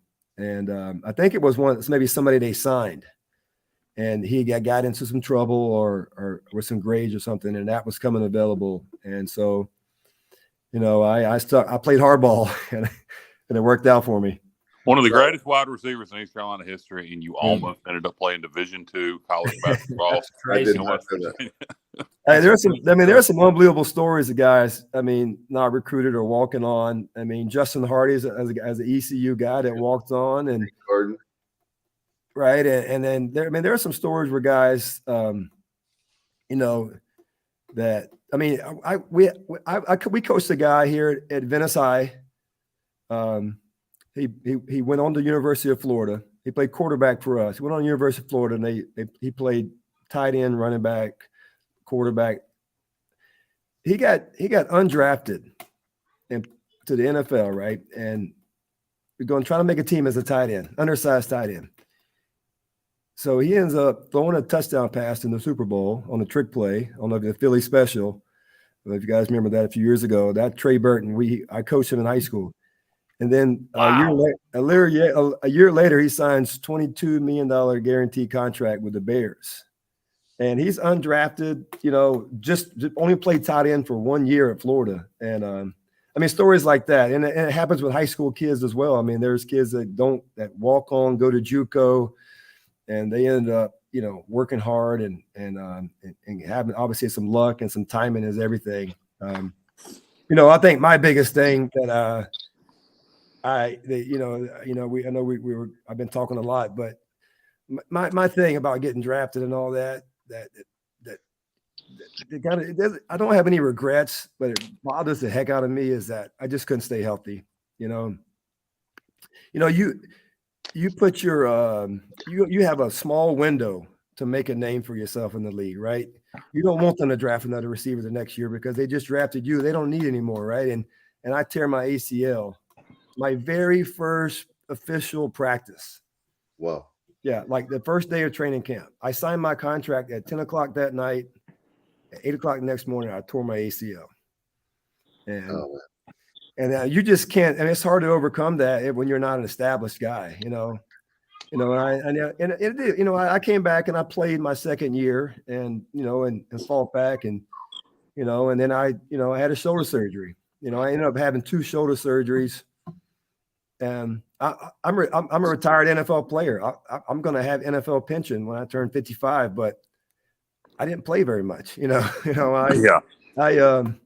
It bothers me some because sometimes you think what could have been, but I still go back to, man, my dream came true, and I met my wife, and then when I was with the Oakland Raiders, and how many years did you have in the league? I had 4. 4.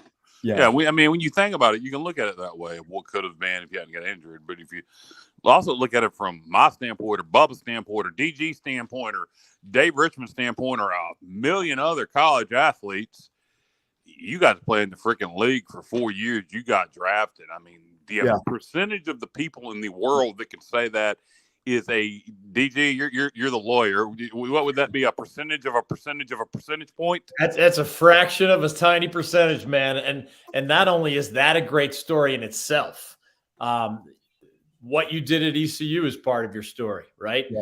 Being the guy that almost went to a small school in West Virginia, but ended up with your fun story about the late scholarship offer. That's part of your story. I mean, meeting your wife, man, that's a huge part of it, of your story. So you got a lot of chapters to this book. I'm part author. I want to write this book at this point. Hey guys, by the way, Bryce Young was the first pick. CJ Stroud went to the Texans. Wow, they did take him number 2. How about that? Okay. Yeah, that's breaking news. So, Larry, do you know how many Division I players you've coached in Florida? Just curious. You coaching down there. Do you know how many Division I players you've coached? Our program has I don't know. I mean, we got pictures of them down in the office. I mean, and it's probably got to be, we've had guys sign full ride scholarships to Division I. I mean, it's got to be the last 15 years, I'd say. I mean, it's over 50. Wow. Yeah. You already dropped one name. Any other names you can drop that Pirate Nation would be familiar with that you've coached? Well, we had another high draft pick, Forrest Lamp. The Chargers drafted him as a lineman a few years ago. He's played 4 or 5 years. We had Dree Archer play. He 3rd round pick by the Steelers. He's undersized, really fast running back receiver. They drafted him in the 3rd round. So we've had 3 guys play in the league. Oh, we've had more play in the league, but those guys, played a lot. We had some guys, get cut in training camp. We just had a 5-star defensive end signed with Georgia. his actually dad is played at ECU. Damon Wilson was my roommate. Was running back. Yeah, running back. And I think his last year playing was 94, maybe. And, you mean between the both of you, y'all couldn't get him to Greenville? Come on. we tried, and Damon lives here in Venice. He moved here because I was down here, and he's like, I got to get my kids. And Jarris McPhail's there. All three of you couldn't get him to Greenville. I know. Hey, well, Jerry McManus. That's what I meant to say. My mom was on Jarris McPhail from earlier. I think it's tough, when ECU, they spot recruit Florida, and then I don't think they quite use the connection of his dad, because you could have got him on a visit if they would have kind of tried. You know what I'm saying? Try a little harder. I think it was like, oh well, he's getting all these offers and he's and whatnot. We can't compete. Why waste your time? Yeah. Right. And especially with the NLI money and all that now. Yeah. We could have got him up there maybe and never know, but NIL money is a difference maker. Obviously you were in a situation where you were just glad to get a Division I offer. But yeah. I would imagine if NIL money would have been in play back then with some of this, that would have been interesting. That's an interesting question. It was involved. Yeah, well, you were a like you said, a developmental project, but then you became a star. You look after the 95-96 season. If the transfer portal would have been a thing, and let's say maybe the ECU NIL money wasn't as good as that SEC NIL money, do you see yourself? Do you think you would have left for a big NIL deal, or do you think is it hard to say? Without you knew yourself then, but is it hard to look back then and know if that situation was around what you would have done? Yeah, no, I thought about it a few times. I obviously, it's tough to say I wouldn't have. I enjoyed every minute of my time at ECU. It would have been hard. I think it would have been hard because of the relationships I had with Doug Martin and Jeff Connors. I don't know if I would have been able to leave them like that. That would have been tough. That would have been something would have had to happen where I had no other decision, where just, it would have been hard to leave those two guys. They were a huge part of my life, and it'd have been difficult because there was people trying to get me to come out my junior year, after I had that big junior season. And I just said no right away. I just said, no, I want to go back and, be a part of this again. And I didn't know I was going to get hurt, but, there's people that, they were, there's these guys that reach out to you through the agents and say, hey, you're projected to be here. You think about leaving early. And I just turned them down and said, no, I'm not thinking about that at all. And I already had my degree too. So that could have been an easy decision for me, but I was locked in coming back. You mentioned Doug Martin, Larry. I believe Doug is he living down here again? I believe he's maybe living. I think he's out on the Crystal Coast with Logan. Yep, he's at the beach, and Doug is the offensive coordinator for the USFL for the New Orleans team. Oh, I did not realize that. Okay, yep. I love Doug Martin. I remember, just from a little personal standpoint here, when he was up at Kent State. And Skip Holtz left to take the head coaching job in South Florida. And the coaching search was all over the place. We hadn't got to the Ruffin McNeil point yet.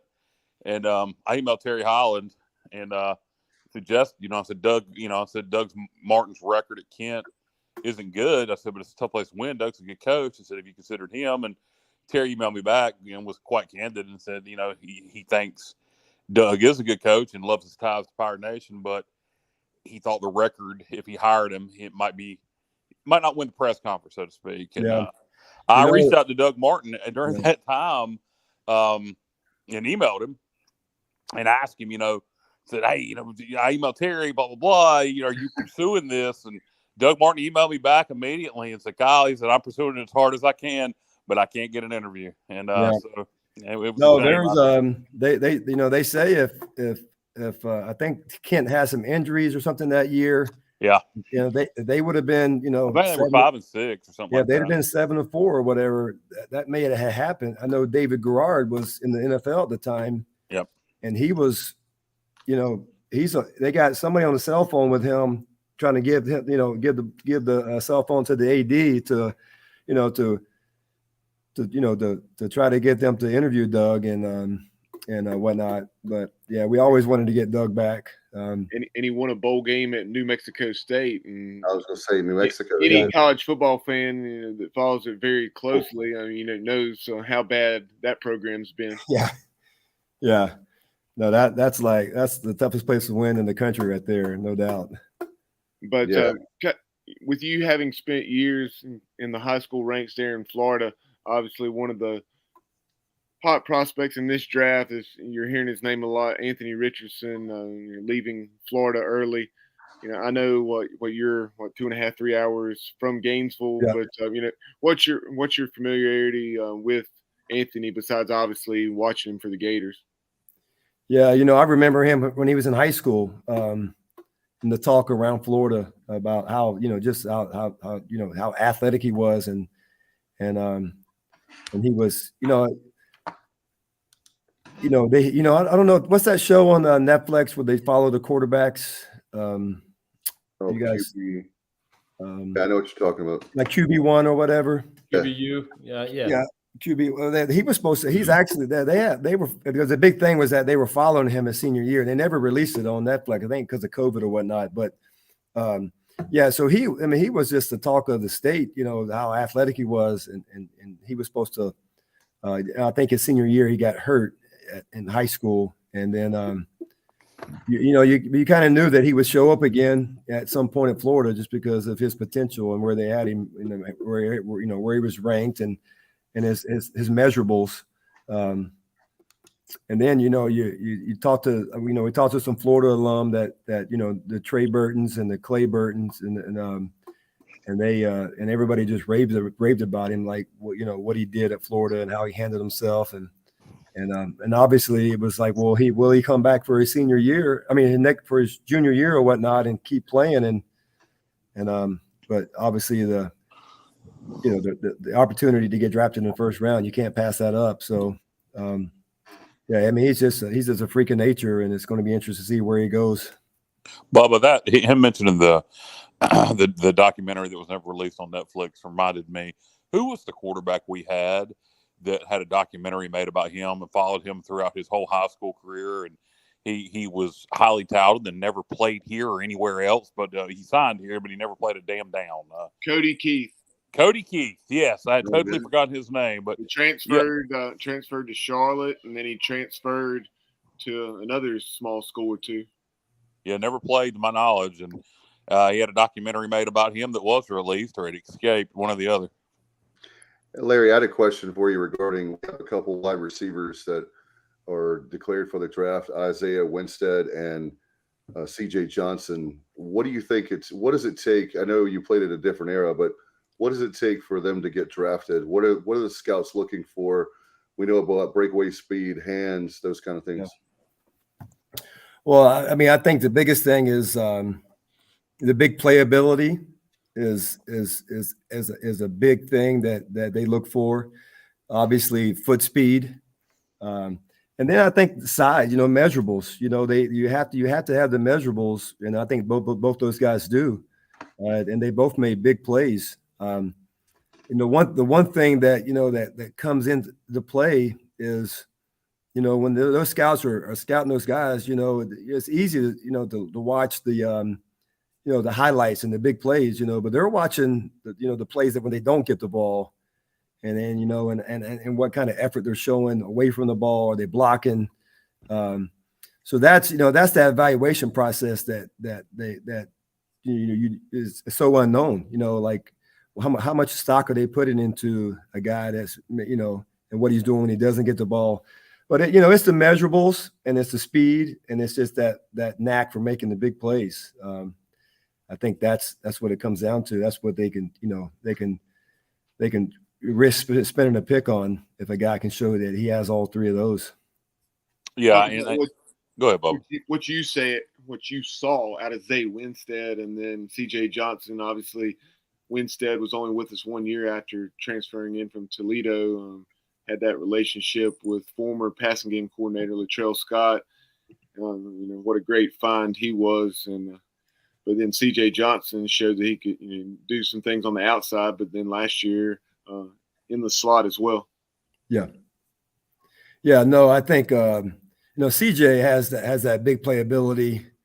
He's kind of a freak of nature as well. The way he's built, he's kind of, with the way the DBs are in the NFL and the way they play, with all the tight coverage and all the press, and so he has that upside, with the way he's built, and the size he is. And Winstead was just so reliable. It seems like he was always, a guy making the third down catch and always coming through when the quarterback needed him. So those guys, will have a chance, and hopefully it's early for them. The thing about the draft is you can make a lot of money, by getting picked at a certain spot, and you can lose a lot of money if you don't. So every pick that goes by, there's money lost, and I hate to think about it that way, but it's true, and so hopefully those guys get drafted early and they're able to kind of get their career started on the right path, and being a draft pick. And Jimmy Johnson, when I with my rookie year, he cut a 3rd round draft pick, and that's like unheard of. Usually you're going to get a year or two to kind of get your feet wet, right? And he didn't care, man. He spent a lot of capital on you, but you didn't make the team. You're moving on. So, I think being a higher draft pick gives you a chance for them to be patient with you and give you a chance for them to develop you more. And obviously, they spend a lot of money and pick on you. They're going to give you a chance more than a guy who they didn't. Hey guys, by the way, breaking news: Colts pick Anthony Richardson. So we'll let you know. So yeah, Larry, I want to ask you. I don't know how closely you watched the program this past season, but we talked about Isaiah and we talked about CJ. A guy that's coming back, Jalen Johnson, who transferred here from Georgia. I personally think if he can stay healthy, I think he may have more NFL ability than CJ or Isaiah. Yeah, and I was just amazed at like the weapons that we had, and the ability for these guys to make plays, and so that's we may turn into a wide receiver U here. I mean, these guys that are making these plays, and obviously recruiting the transfer portal has been a great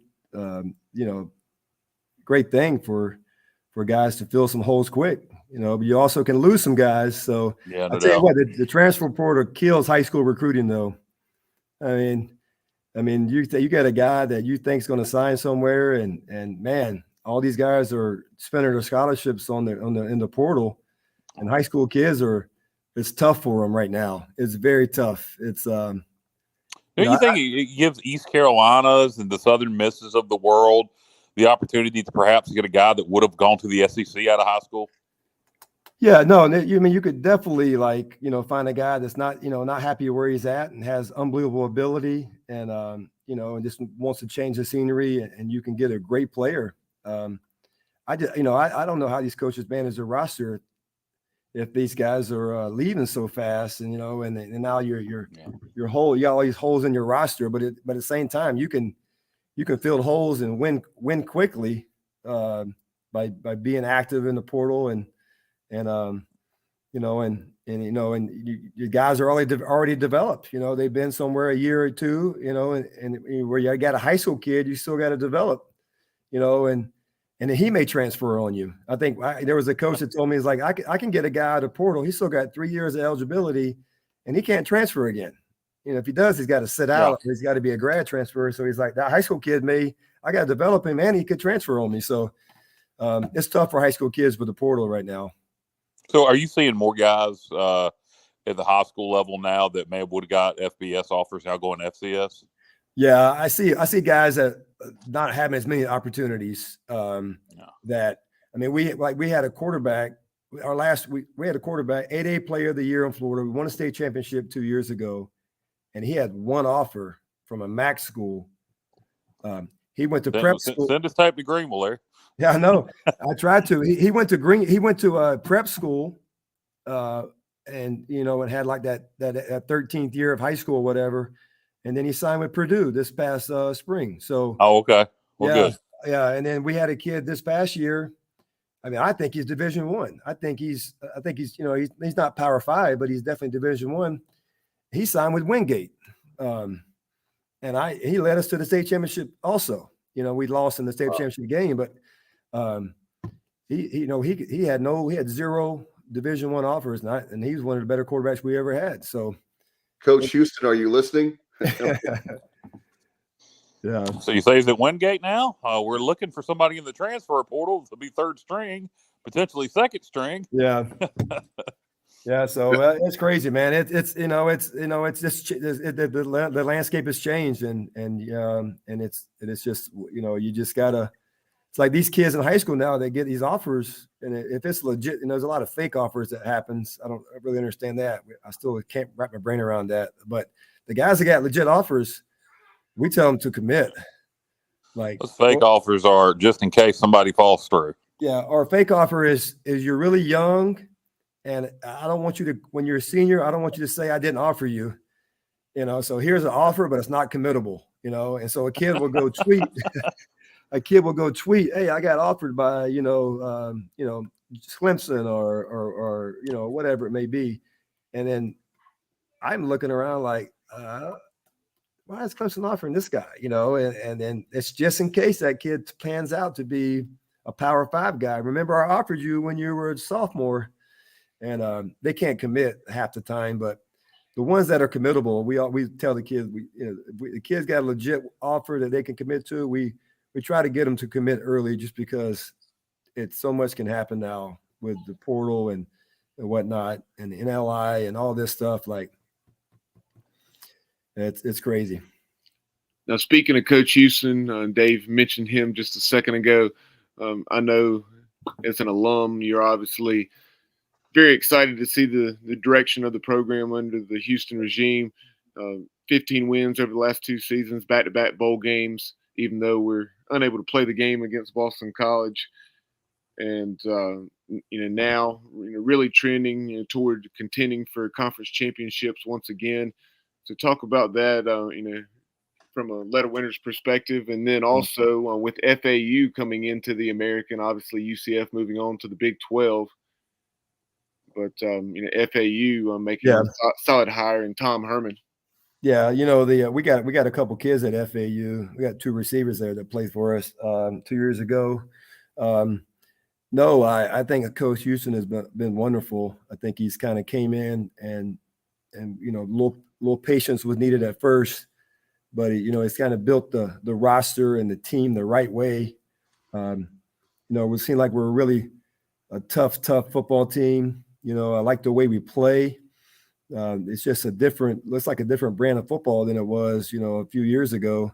And it's obviously those guys have worked hard at it because, filling some holes and done a good job in the portal, and it looks like they're recruiting really well, recruiting at elite, a pretty elite level now. I'm excited about the future. I'm excited about like us being, a household name again, and consistently in the bowl games, consistently getting guys drafted and consistently winning that solves all problems. And the conference has changed, right? You lost some of the, a couple of the big dogs, and you got some new blood coming in. I think you're going to see a little different football teams. Like the FAU, you're going to see that Florida speed and a lot of great athletes.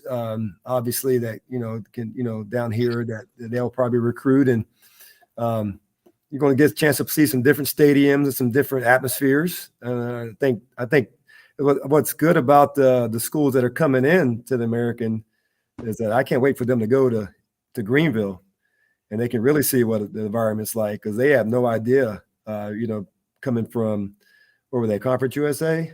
Yeah. Yeah.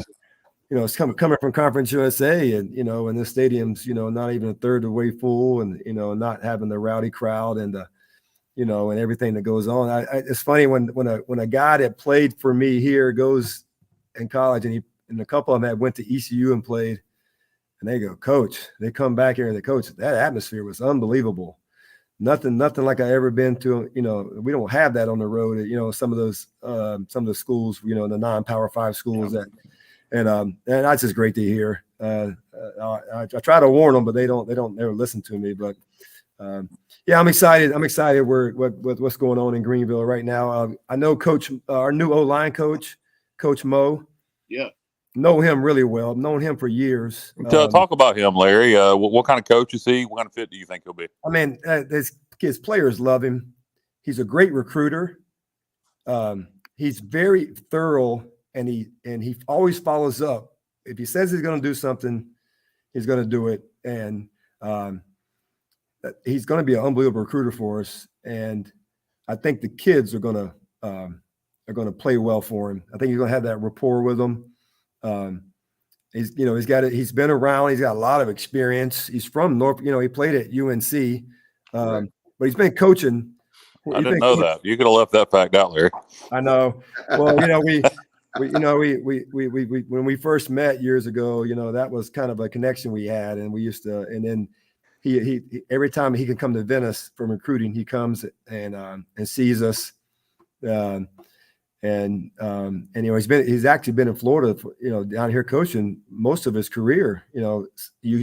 USF, Central Florida. He was down at FIU.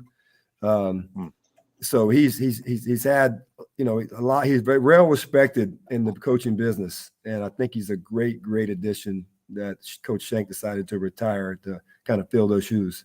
Do you know if Shank had Shank's still on the staff? Obviously, Houston's going to hire who he wants. Do you know if Shank and him had any kind of relationship? Was there a nudge? They knew each other. Okay, they knew each other, and then and it was kind of like I think Shank kind of signed off on it. Really, from just talking to Coach Mo, and he was so excited to get there, and then he talked to Shank. There was some dialogue with Shank, and then once he got there, he told Coach Shank, like, you better come into my meeting room. You better be around and help, and making sure, and even though you're not coaching on the field no more, you better be in the trenches with us, so that's cool. Coach Mo's awesome, man. Yeah. And talking about rapport with players, having that kind of relationship with Shankweiler, who these kids have been playing for, that's only going to make them buy into him even more. Yeah, absolutely. I was so tickled to hear that, man. I knew that we weren't going to miss a beat up front, with Coach Mo, and he's a phenomenal recruiter too, man. He goes into these high schools and he knows how to talk to kids, and so looking forward to that. And that's something, Kyle, that Coach Houston, in a couple interviews I've heard with him since Alan Mogridge is hiring, that Coach Houston has said that he made one call, and that was to interviewed one man for the job. Now it's Alan Mogridge, that they had known him for several years, and Coach Shank spoke very highly of him, as Larry said, and Coach Houston obviously already had a high opinion of him. Larry, we saved the toughest question for last. Can you give us before you go, can you give us your favorite Jimmy Johnson story or John Gruden story? Well, Jimmy Johnson would love boxing, and so he would always use boxers analogy and maybe show some clips. The one thing about Jimmy Johnson, he was like a CEO of the team. He did. He would roam the field and have his and kind of have his thumb on and just kind of walk around as the CEO, right? And I'm in charge. This is my football team, and I'm the general manager also, and I'm picking these players, and he earned his money off the field, in the meeting rooms and the motivation and drafting the players and signing the players talent wise. And that was a weird experience for me because I come from ECU, and Steve Logan, the head coach. I mean, he's calling the football plays. He's coaching the quarterbacks, and he's in the weight room working out with you. Then I go to Oakland, and John Gruden is like a college coach. He's calling the plays. He's talking trash to the defense. He's visible in the offense or meeting room. He's leading the meeting. He's not, he is the offensive coordinator, and so that was just two different sides of the NFL that I've seen. I think if John Gruden, he would, if a defensive guy intercept the ball, he would go chase him. Like if a corner intercepted the ball and was running back for a touchdown, John Gruden would just go chase him. They would kind of make him miss and or whatnot, but he would get pissed off when a quarterback threw an interception. They were just two different type of coaches, and but both of them very successful, but just did it different ways. Gruden was so intense, and then he, if you could do something on film to stand out. I remember one time he was like, "Hey, when we score against the defense, we're in training camp or whatever, we score, you're going to spike the ball. And when you spike the ball, I want it to be over your head when it bounces up. That's how hard I want you to spike it." So I scored one day and I spiked the ball, and then on film, like it goes over my head, and I just point to it like that. Like there. So I wanted him to see it was over my head. So in the film room, he stopped the tape and he's like, "See there, Shannon?" He's like, "You listened, and he's like, "Yeah, I see you pointing out that the ball's over your head." And so that was fun. That was a cool experience, whatnot. No doubt, and we're really proud of you. Thank you for. Hopefully, we can find a way to get a pipeline from your high school to ECU. Yeah, my son's done playing football, so hopefully I'm trying to get a little bit more time off so I can make some games and do some things in Greenville. We haven't really had the opportunity with young kids, and then him playing Pop Warner, him playing football for us, and I'm still coaching. I'm actually I'm moving in a year from now. I'm moving. I'm not quitting coaching, but I'm becoming an athletic director a year from now. So I'm kind of looking forward to starting my second career as I'm going to lead this high school and in an administrative role. So I'm still going to coach as I do that for a few more years, but looking forward to finally, maybe as our kids are older, getting up to Greenville more and watching the Pirates in action and seeing the great people up there. And what are you, 3.5 hours from Boca? Yeah, I'm across. It's about 3 hours, 2:45. So that's I was so mad last year. When you guys were coming up to ECU's coming up to play South Florida in Raymond James. That's 45 minutes from my house. Got moved to Boca. It got moved. Hurricane's coming, and so not only did I miss the game, I had a suite. A bunch of us from Venice were going to come up. We have a suite in the Tampa Bay Bucs Stadium. We're going to watch the Pirates. It's a Saturday night game. You can't get any better than that. The game gets canceled, and then we have a hurricane come through, and I lose power for 6 days. We got damage everywhere. I'm living off a generator, and I'm like, man, what a bad deal. And then I missed the Pirates down here in Florida. And then this year, we won't even play South Florida, I don't think. I think we're playing Boca. We're playing Boca, though. I'm definitely going to be there because we got two Venice kids there. But I'm definitely going to be wearing a purple shirt that day, though. That's November the 11th. I have that circled because I'm like, man, I would love to be able to. The tickets are very reasonable, too. It's just the cost of traveling. Yeah. Larry, I got one more quick question for you. I don't know if anybody else does, but when you were here, your paths crossed with a guy he calls himself the greatest pirate of all time. Do you have any Matt Semenza stories? Matt Semenza? Yeah. Oh man. Well, it was cool. I mean, we came in together and then Matt came in I think a year after me, but he didn't redshirt. So we ended up, graduating the same year, kind of being that 997 class or whatnot. So, Matt was just an animal on the field, man. He was so intense, right?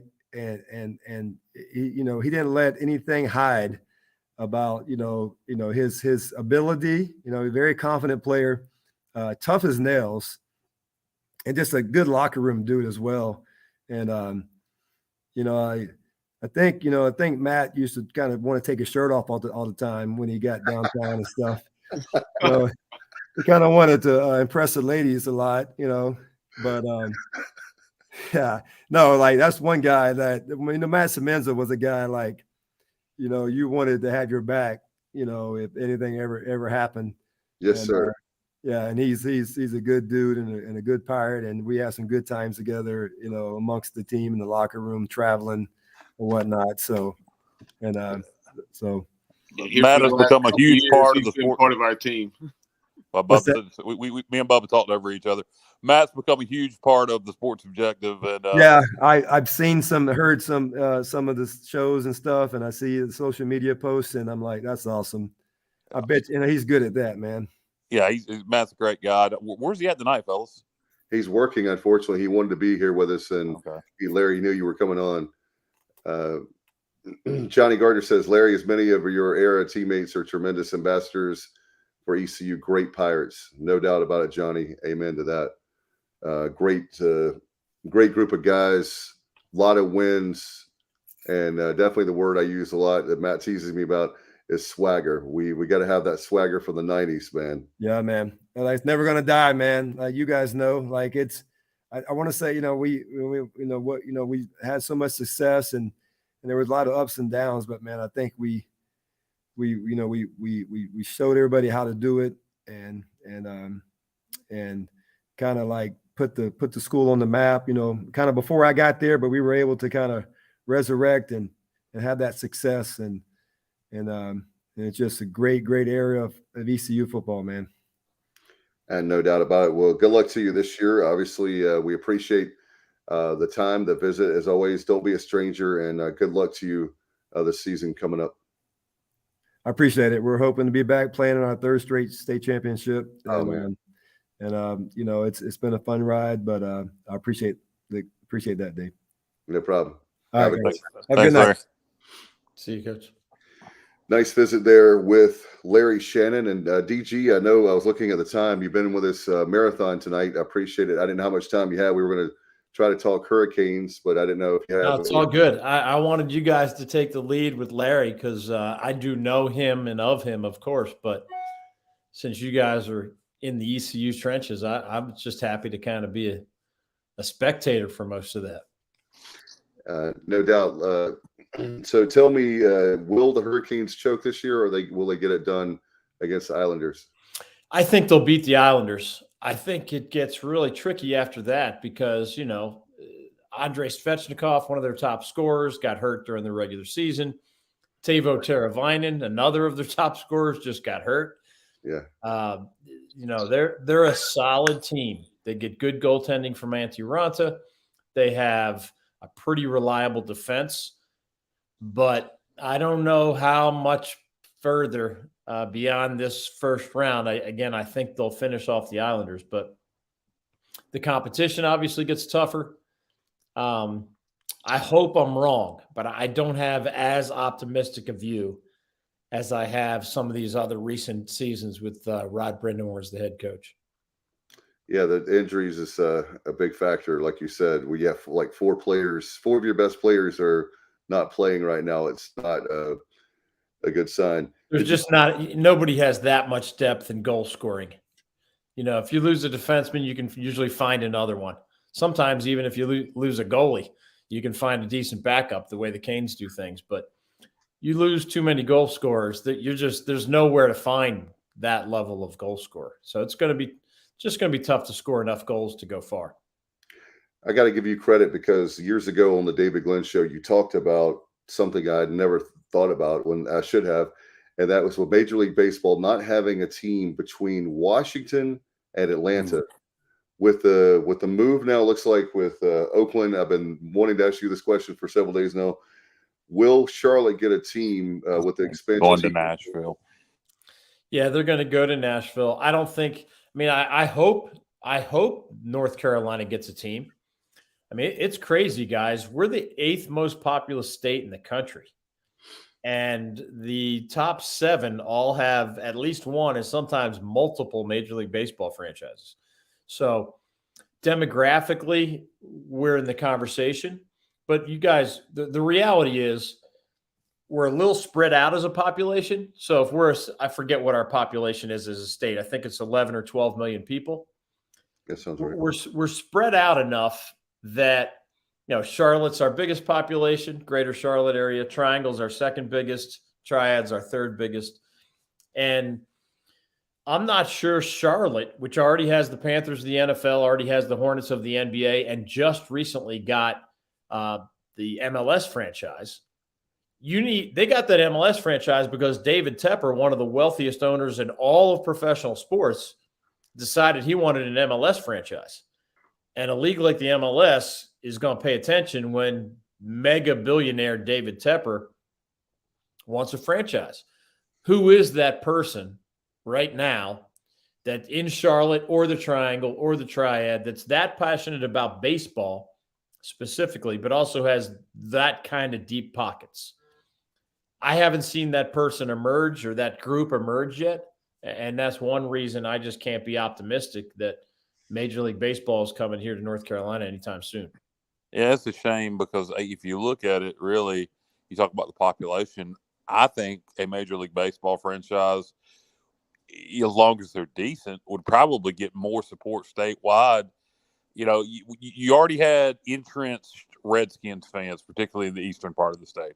You got, hockey, you're kind of dealing with transplants who are from up north who adopt the Hurricanes. And then basketball, we love college basketball. It is what it is with the Hornets. But with baseball, particularly, maybe I'm speaking from Eastern North Carolina. Eastern North Carolina people love baseball.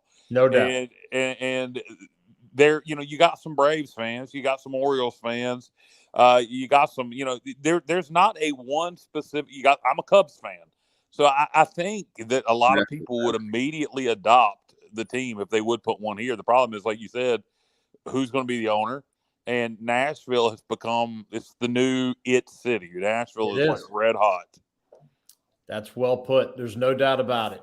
I'd love to see it in the Triangle because remember, not only does Charlotte have NFL, MLS, NBA, basically the greater Charlotte area is the home of NASCAR. I mean, so you're pulling that sports and entertainment dollar in a lot of directions already in the greater Charlotte area. The Triangle has obviously a great college sports culture. The Triangle has the Hurricanes, but the Triangle is pretty darn populous too. And I like what you said about Eastern North Carolina. I mean, whether it's high school baseball, college baseball, or a passion for baseball more generally, I think, where I am in kind of sort of central North Carolina to my east, that's baseball country. There have been proposals to have something in the Triad at times. Yep. Theoretically, you'd have the huge population of Charlotte that could just drive 90 minutes to the Triad. The huge population of the Triangle could just drive 90 minutes to the west to the Triad.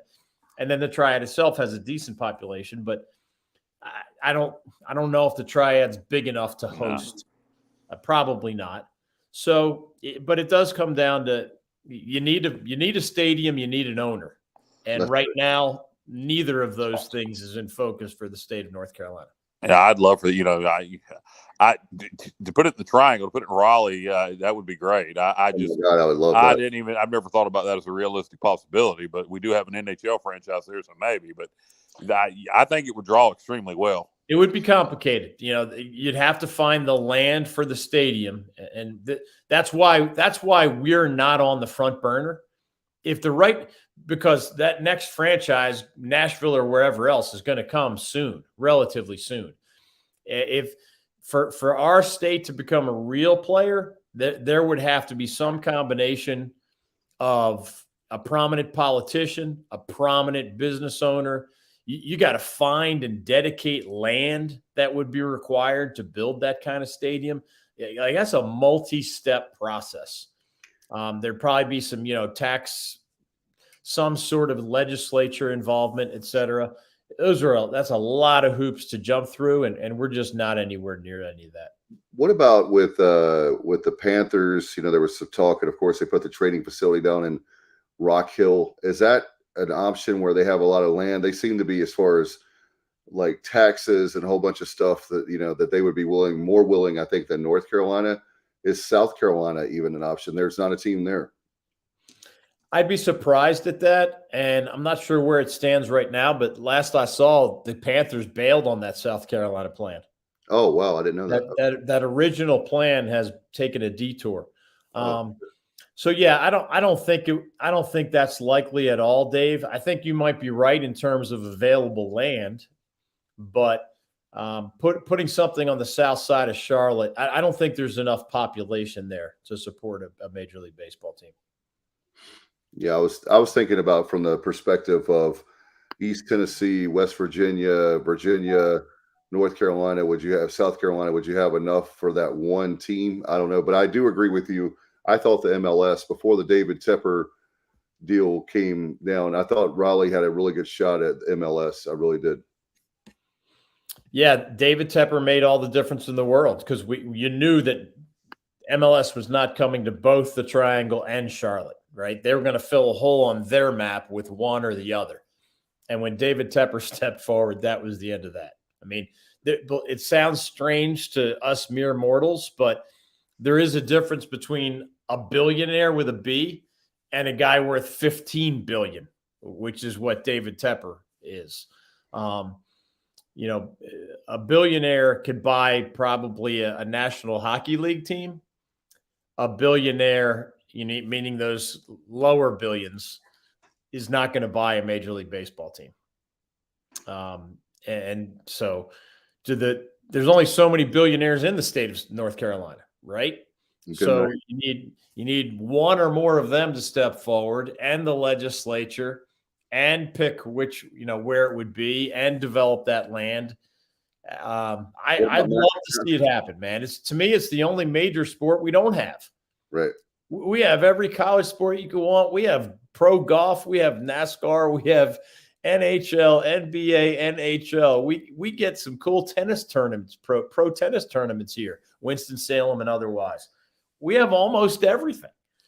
And I'd love to see, just before my sports time is done, us kind of just cap it off with a Major League Baseball franchise. It's been something I've been wanting since a little boy, but I remember back in 2018 when Commissioner Manfred said that they were trying to get the Oakland Stadium. Oakland's a huge disaster. I'm not going to go down that path, but they've lost everything. And then he also mentioned about with Tampa Bay, with Tropicana, that's been a disaster from the beginning. He said once we get those two stadium situations figured out, then we're going to add two teams. And he said, I'll never forget, he mentioned Montreal, Charlotte, and Mexico City. Yeah. I remember those statements. I mean, we were talking about it on the radio. It was exciting to hear anybody with any authority associated with Major League Baseball mention our state in any way. That was a thrilling moment. But it shows you how things can change in a relatively short period, because around the time of that conversation, Nashville really wasn't even on the radar. And now it's the leading candidate. So that's how things can change. And isn't everybody in Tennessee, damn it, Cardinals fans? I mean, there are a lot of Cardinals fans there for sure. Yeah. See, don't need to, bad idea. Don't go to Nashville. You're shooing away, bring them here to North Carolina. We'll see how that plays out. Is there anything as far as legislation? I'm hearing state legislators, senators today about NIL. Is there anything? You're the lawyer. We're not. Is there anything that we can do to make things? It seems like we always say the Wild Wild West with NIL, but is there anything nationally that we can do to have an equal playing field, so to speak, where at least on paper you see, like, okay, if you do this, this happens. I know how you talk about the NCAA, but it's just frustrating with NIL stuff that it's not really regulated at all. Well, the weird thing about the current circumstance is that after basically, a half century of the NCAA telling the United States government to stay out of their business, the NCAA is asking the United States government to be the solution. Yeah. That's how dramatically things have changed. I don't think that's going to happen anytime soon. But, the ACC's commissioner, Jim Phillips, talked about needing a national resolution to this. The new NCAA president has talked about it. They're basically begging Congress. They're almost saying, we're less concerned about exactly how the rules play out. We're more concerned that you give us a system to play by. Because right now it is a weird patchwork of state legislation. And it's going to be that for a while. Most states are just trying not to tie their schools' hands behind their back. They're looking at what the rules are in other states and saying, don't burden us in a way that we have a competitive disadvantage versus these out-of-state schools. And that's what we're stuck with for a while. I don't think it's going to change anytime soon. We've talked about the possible path to the future. One of them is congressional intervention. Obviously, one is just a status quo continuing forward. One at someday is college athletes having something similar to a union, even if you don't call it a union, and negotiating terms. This is what the new world's going to look like. That takes a lot of things that would put the NCAA in legal jeopardy, and it puts it on firmer legal footing, because you have parties, negotiating in an open and fair way. But I don't think we're near that either. So I think we're stuck with what we have for a little while longer. I know you've been generous, way generous for your time. I had a question about, as far as conference realignment, do you see that happening with Big 10, Big 12 expansion and Pac-12 going away? I don't know. It's a great question. Obviously, the Big Ten and the SEC are the two places where they're making so much money that it's making everybody else ask a lot of hard questions. And the Pac-12 is really the weakest of the five, what some people call the Power Five. The ACC likes its position as the third most prominent conference. But the ACC sometimes bites its fingernails wondering if somebody's going to challenge the grant of rights, which is the legal document that has helped keep the league together as long as it has, without losing anybody, the way they lost Maryland more than a decade ago. So I think the ACC is in a solid position, and I think it's really the Big 12 and the Pac-12 that are in the midst of having to make some hard decisions after both of those leagues lost a couple of their most prominent schools. Do you see a situation where they have, because I'm hearing that obviously Oregon, Washington goes to the Big Ten to be there for USC and UCLA, so they don't have to travel the volleyball team all the way across all the travel. Then I'm also hearing that's more believable. The other one I've heard a few weeks ago was that Stanford and Cal were also in the mix, because not only the academics, but also more teams that would be there in California to help out with UCLA and USC. And if that's the case, it seems like the Four Corners schools, that they leave and go to the Big 12, and all of a sudden you're down to a couple teams left in the Pac-12. Yeah, and that's where your scenario, the Big 12 would have to ask themselves, are those leftovers for the Pac-12 worth scooping up if it came to that? And that's a little bit down the road, so I don't know what's going to happen. What's crazy, guys, is that we're so far down the current path that I'm not sure anybody has the leadership to take a step back and say, you know what, if we really want to treat football differently, or football and men's basketball differently, you could create super conferences in those most lucrative sports while letting all your other sports on campus still compete in some kind of geographic conference that makes sense. Right. But, that makes too much sense for it to happen because the world just doesn't work that way. So everybody's watching the Pac-12 to see if it's sustainable. And everybody's watching Clemson and Clemson and Florida State, especially in the ACC, to see if one or both of them are going to challenge the grant of rights in a legal sense and say, we think there's a loophole and we're going to roll the dice and leave for this other league and dare you to sue us, right? That makes the ACC nervous, but I don't think that that's going to happen. There actually have been reports that it's going to happen later this year, but I haven't seen any of the top journalists back up those reports. And also the quick add I was going to say to that is about the unequal profit sharing, with a TV deal giving the most money to Florida State and Clemson. I don't think that's a good idea because Oklahoma and Texas, they bailed anyway. Yeah, it is. I do know this. In the 70-year history of the Atlantic Coast Conference, the only time I'm aware of that it has ever been on the table in terms of a possibility is this past year. I asked the question of Commissioner Jim Phillips at that ACC media event. I was the one that asked that question. And he said that it is something that they are talking about. He didn't commit to it. But you're right, Dave. If a school has an inkling that it probably wants to leave, somewhere down the road, it's probably going to leave. Right. So are you going to upset 70 years of the way you've been doing business to try to keep them happy for a period of 2 to 4 to 6 years just so that they can leave 6 years down the road anyway? It's a fascinating philosophical question. Jim Phillips has, a couple of difficult issues on his hands. That is one. The ACC being so far behind the Big Ten and the SEC financially is another. Again, they don't mind being in the third best position compared to what the Big 12 and the Pac-12 are dealing with. But they spent decades being in the number 1A or 1B position. So compared to that, feeling like you're the third best conference or in the third firmest position doesn't feel so good. No question. Now, Bubba, I know you had a question about Alec Burleson for DG.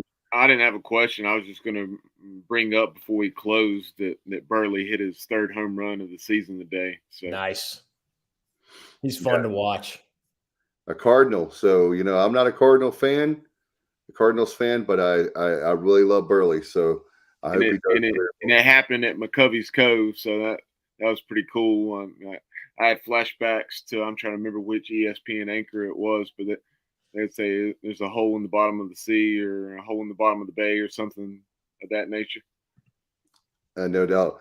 Before we let you go, DG, we've got to ask you, you said can you announce anytime soon about your media stuff, or is it still too early? I'm putting you on the spot, I know. But... Yeah, no, I don't mind the question. We're still working on that same project. I have told my business partner that if we raise a certain amount of money from sponsors across the state by a certain date, that we'll launch it this summer. And if we can't raise that kind of funds, I'm the kind of guy that something's either worth doing right or it's not worth doing. I'm not gonna. I've been there and done that with radio and TV and magazines and websites. I'm a very fortunate guy to have traveled the paths that I have traveled. So when it comes to diving back into sports media full time, I love what I do part time. It's going to have to be a big economic model. And those are very hard to build right now. Whether you're running a podcast or a sports radio station or it's hard. The media world is a very, very, very complicated world right now. So going to take a big bite at the apple. We'll see if we reach the goal that I had set. If we don't, there will be no launch. If we do, there will be a launch. And I probably will have another career update for you the next time we talk, whenever that is. I'm contemplating something beyond sports right now that would still allow me to be in sports on a secondary kind of scale, the way I'm doing things now. So I'm excited about it, but our timing is just a little bit off. If we were talking a week or 10 days from now, I'd be able to share it, but I'm not at liberty to do so right now. Okay. Well, maybe before your usual sabbatical or afterwards, after your sabbatical, we'll have you on so you can talk about it. That's a deal. All right. And I know chapelboro.com. Yep. You got a lot of great articles there, and you're still teaching at UNC Wilmington. Having a lot of fun with UNCW, having a lot of fun. I post every Wednesday at chapelboro.com. My current column is about the NFL draft and actually what a big TV product it has become. As crazy as it sounds, there are some first rounds of the NFL draft, like some people are enjoying tonight, where there are more millions of listeners or viewers rather for the first round of the NFL draft than for many World Series baseball games. Wow. Or for many NBA Finals games, actual games in championship series of other popular American sports, not always, but sometimes those audiences are sometimes less than the 2 years ago. I think the number was 12 point something million people watched the first round of the NFL draft 2 years ago. It was a little smaller last year, but when I did that research, I couldn't believe it. And some of my favorite articles to write include information that shocked me while I was doing my research. So I get to pass along some of the fun info and the shocking revelations that I found in my own research. That's good rule of journalism is be curious. A lot of times when you're curious, what you find is what you expected. Other times when you're curious, what you find is not what you expected. And those stories sometimes are even more fun. No doubt. DG, as always, thank you so much. I think the longest time you've ever been with us, but thank you. We appreciate it. And I hope you have a good one, bro. And hope you have a good summer. Great to be with you guys as always, Dave, Bubba. It was really fun to talk with Larry and Kyle as well. So always appreciate you having me. I always have a great time with y'all. Keep up the good work, and look forward to our next visit. Thanks, DG. Appreciate You got it, guys. Have a good night. See you. All right, Bubba, I'll be right back. And just like that, he had disappeared into the cornfield. No, appreciate everyone tuning in tonight. Pirate football season tickets continue to be on sale up to the start of the season. And you can call 1-800-ECU or go to ECUPirates.com to get your season tickets. As of a couple weeks ago, or just under a couple weeks ago, we had sold a little over 12,000, so more than 75% to our goal of 16,000. So really need to continue to get that atmosphere back to where it had been at Dowdy-Ficklin. And there you see the home schedule on the screen beginning September 9th, game 2 of the season against the Marshall Thunder and Herd. And then a couple weeks later, Gardner-Webb. And then within the American, you have SMU, Charlotte, Tulane, and then the Tulsa Golden Hurricane. So 6 home games this year. And, really look forward to continue to develop that season ticket base that we had years ago. No doubt. Thank you, Bubba. You took one for the team. I appreciate it very much. Bubba always teases me about the Town Bake Tower story, one of his favorite ones. And that was another moment, Bubba. I was trying really hard to make it through the whole show without using the restroom. But I got to a point there where I had no choice. So thank you so much for, yes, I just submitted that on the air, but I didn't want people to think I was bailing out on Bubba. It had nothing to do with, I was mad at Bubba or anything other than nature calls. So thank you, Bubba, for holding down the fort there for me. I wasn't trying to leave you hanging there, so to speak. So want to thank also Stevie Flythe. Don't forget about him on the fly and the final score. Stevie's a really good dude, like him a lot, and we'll try to have him back on from time to time. He offers a lot of great insight, high school football coach and the like, and a great ECU guy. One final thing I have, Bubba, I know we're going very long. You have the Pirate Club out there, ECUPirateClub.com. Give them a call, 252-737-4550. Look, folks, I'm telling you, we were talking about having with the NIL, if we can get this capital project going, and we're doing good, but we need to do even better. And Bubba, I know you helped me out. I had an initial goal of 2,500. I've worked really hard, as you know, Bubba, with selling baseball tickets, all kinds of crazy stuff. I have vehicles to sell. I've got a gift card today. I put that towards $50 towards the Pirates Unite campaign, our capital campaign for our indoor practice facility with Minji's, with baseball, with a team building expansion, and plus also with the swimming, women's swimming locker room renovation. I put another 2,500 up. I know that people probably won't make that commitment, can't make the commitment, whatever. But I just want to put a challenge out to every Pirate fan. Bubba, I was thinking about this afternoon, getting ready for the show. If every Pirate fan would just give $100 for Pirates Unite, think about where we would be. $100, and you can actually give. Bubba, they can give all along. You don't have to. If you want to donate the 100 now, or if you want to do like Netflix and do it, $8, $9 a month, whatever the case may be. Bubba's the numbers guy, not me. You can do that. So give them a call, 252-737-4540, or just do like I do. Go to ecupiratesclub.com and you can donate right there. And your pledge for your annual fund, but also for Pirates Unite, it's a really big deal. Yep. I would love to know how many donors have contributed to Pirates Unite now. I know, early in this year it was right around 400, right around. Oh, it was. I believe it's more than that, but no more than 350 to 400, which a very small percentage. Right. Let's say for the sake of simple math, if it was $6,000 in the Pirate Club, yep, then that's obviously still well shy of 10% of your donors. Just it's about 7% of the Pirate Club members who are also contributing to Pirates Unite, somewhere in that neighborhood. But on a positive note, Team Boneyard, they've really been pushing, working hard. Yep.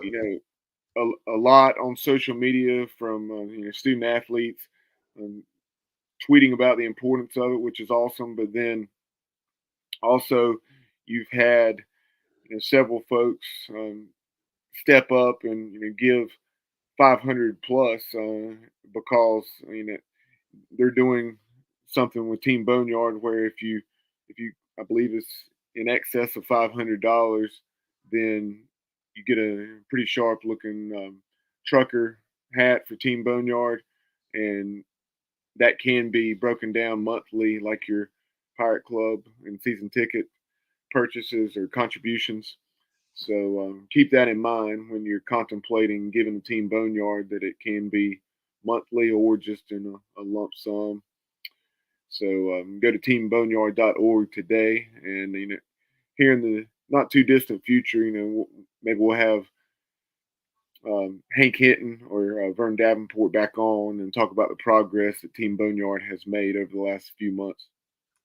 They're doing a great job, and I want to give a shout out to them, to Hank and Henry and everybody behind that, because the collective is very important.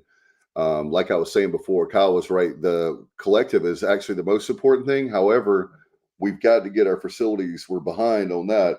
So once we start to get the facilities where we want, then we can donate a lot more money. Not that I'm not going to donate money to Team Boneyard. I am, but I'm trying really hard to. Bubba knows with baseball and that indoor practice facility. We're very close on baseball. I would say, Bubba, off the top of my head, I think we talked about, I think we're about $1.5 million short on that, roughly. I would say maybe $1 million, $1.5 million on baseball. And we've got several million, not too bad on indoor practice facility, but certainly we're not as close as we are on baseball, being an $18 million project versus what was it, $7 million, Bubba? Off the top of my head, I think that's right. 7-8 million for the baseball ops building, and then price tag for the indoor practice facility, roughly 18 to 20 million. Right. Depending on where you break ground and how much the construction costs have risen, and and what all that project will include as far as some of the bells and whistles, perhaps with the recognition of former letter winners like a Larry Shannon, who were drafted or had excellent careers as Pirates, or obviously in most cases both, and All-American honors and all those sorts of things. Yeah, there's a That's, lot. that's something that's great that we recognize the All-Americans in the stadium. That needs to be done. But then you have so many guys, that All-American recognition that's determined by the outsiders. So, and Right. there's obviously only so many of those spots. So you have guys like your David Garrards, Marcus Crandalls, um, and just so many, and just a long, long list of names that were tremendous players. They weren't necessarily all Americans, but they're the best of the best for the Pirates and need to be recognized as such. Yes, they do. And there's more. We were talking about, let me say this. I want to be careful when I say it. As far as Team Boneyard is concerned, I'm definitely going to donate. But once we get done with that 60 million with the capital campaign, we're going to have to continue to, I want to let everybody in Pirate Nation know, we need everybody's help for the $100 donors up. And we're going to have to continue to do that. We're going to have to continue to raise a lot of money. And so it's not going to stop at the 60 million. It's a lot of other stuff that we can and should do and eventually will do. But these projects we got up there are obviously our top priority. Hey, Bubba, thanks to Johnny Gardner. We haven't forgot PGX Gloves. I want to give a shout out to Kaz. Obviously, appreciate all that he's done for the program. And don't forget, by the way, we've got a lot of great programming coming up. We have Extra Innings. Extra Innings will be coming up Sunday. Good luck to the Pirates, by the way, as they have a big series with Tulane. If you have not heard, we did a great show last night, thanks to Corey Glore and Bubba and myself. We had a great time talking about Tulane and East Carolina. There was a lot of cool stuff there. I know, Bubba, a lot of great shows with Coach Jeff Connors with Absolute Empowerment. We got that going on right now. Yeah, most recently, Coach Connors caught up with former NFL scout and spent decades with the New York Giants. And so if you're an NFL fan, specifically a New York Giants fan, that in the NFL East, take a listen in that interview. Steve actually lives in the Triangle now, but well worth your time to listen to that hour plus interview, just over an hour, right around 65 minutes with Steve Verderosa on Absolute Empowerment with Coach Jeff Connors. Coach Connors continues to get tremendous guests, be it former athletes, scouts, coaches, sports psychologists, what have you. Right. He's so well connected, and we look forward to who he has here in the very near future. And I know some of the possibilities he's mentioned, I know Pirate fans will really enjoy, as well as non-East Carolina listeners. And then also, you mentioned Extra Innings. Next week we'll be catching up with Morgan and Holton Ahlers. So after Holton finds out where his landing spot is, and we'll discuss that, the entire draft process and everything he went through, playing in multiple All-Star games and going down to Mobile and then Charlotte, training with quarterback country, and just everything that went into this opportunity for Holton. No doubt. And hopefully it's on our end that we got to work out a schedule with Ryan Robinson. I know we're going to have him on. Hopefully we can have him on next week. And coming soon, we'll have some of the football coaches, including head coach Mike Houston as well in the coming weeks. So we're working out that. They've been very busy, rightfully so, with the transfer portal, with recruiting. So obviously I know that'll be coming up here in the next week or two. We're working hard behind the scenes on that. Bubba, do you have anything before we go?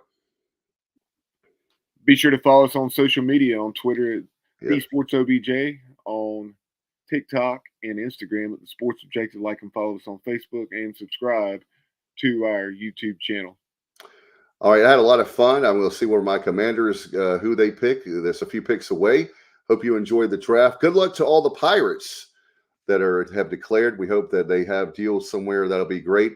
And I know Bubba will have not only Holton, but we'll discuss that next week and when we have our earliest opportunity.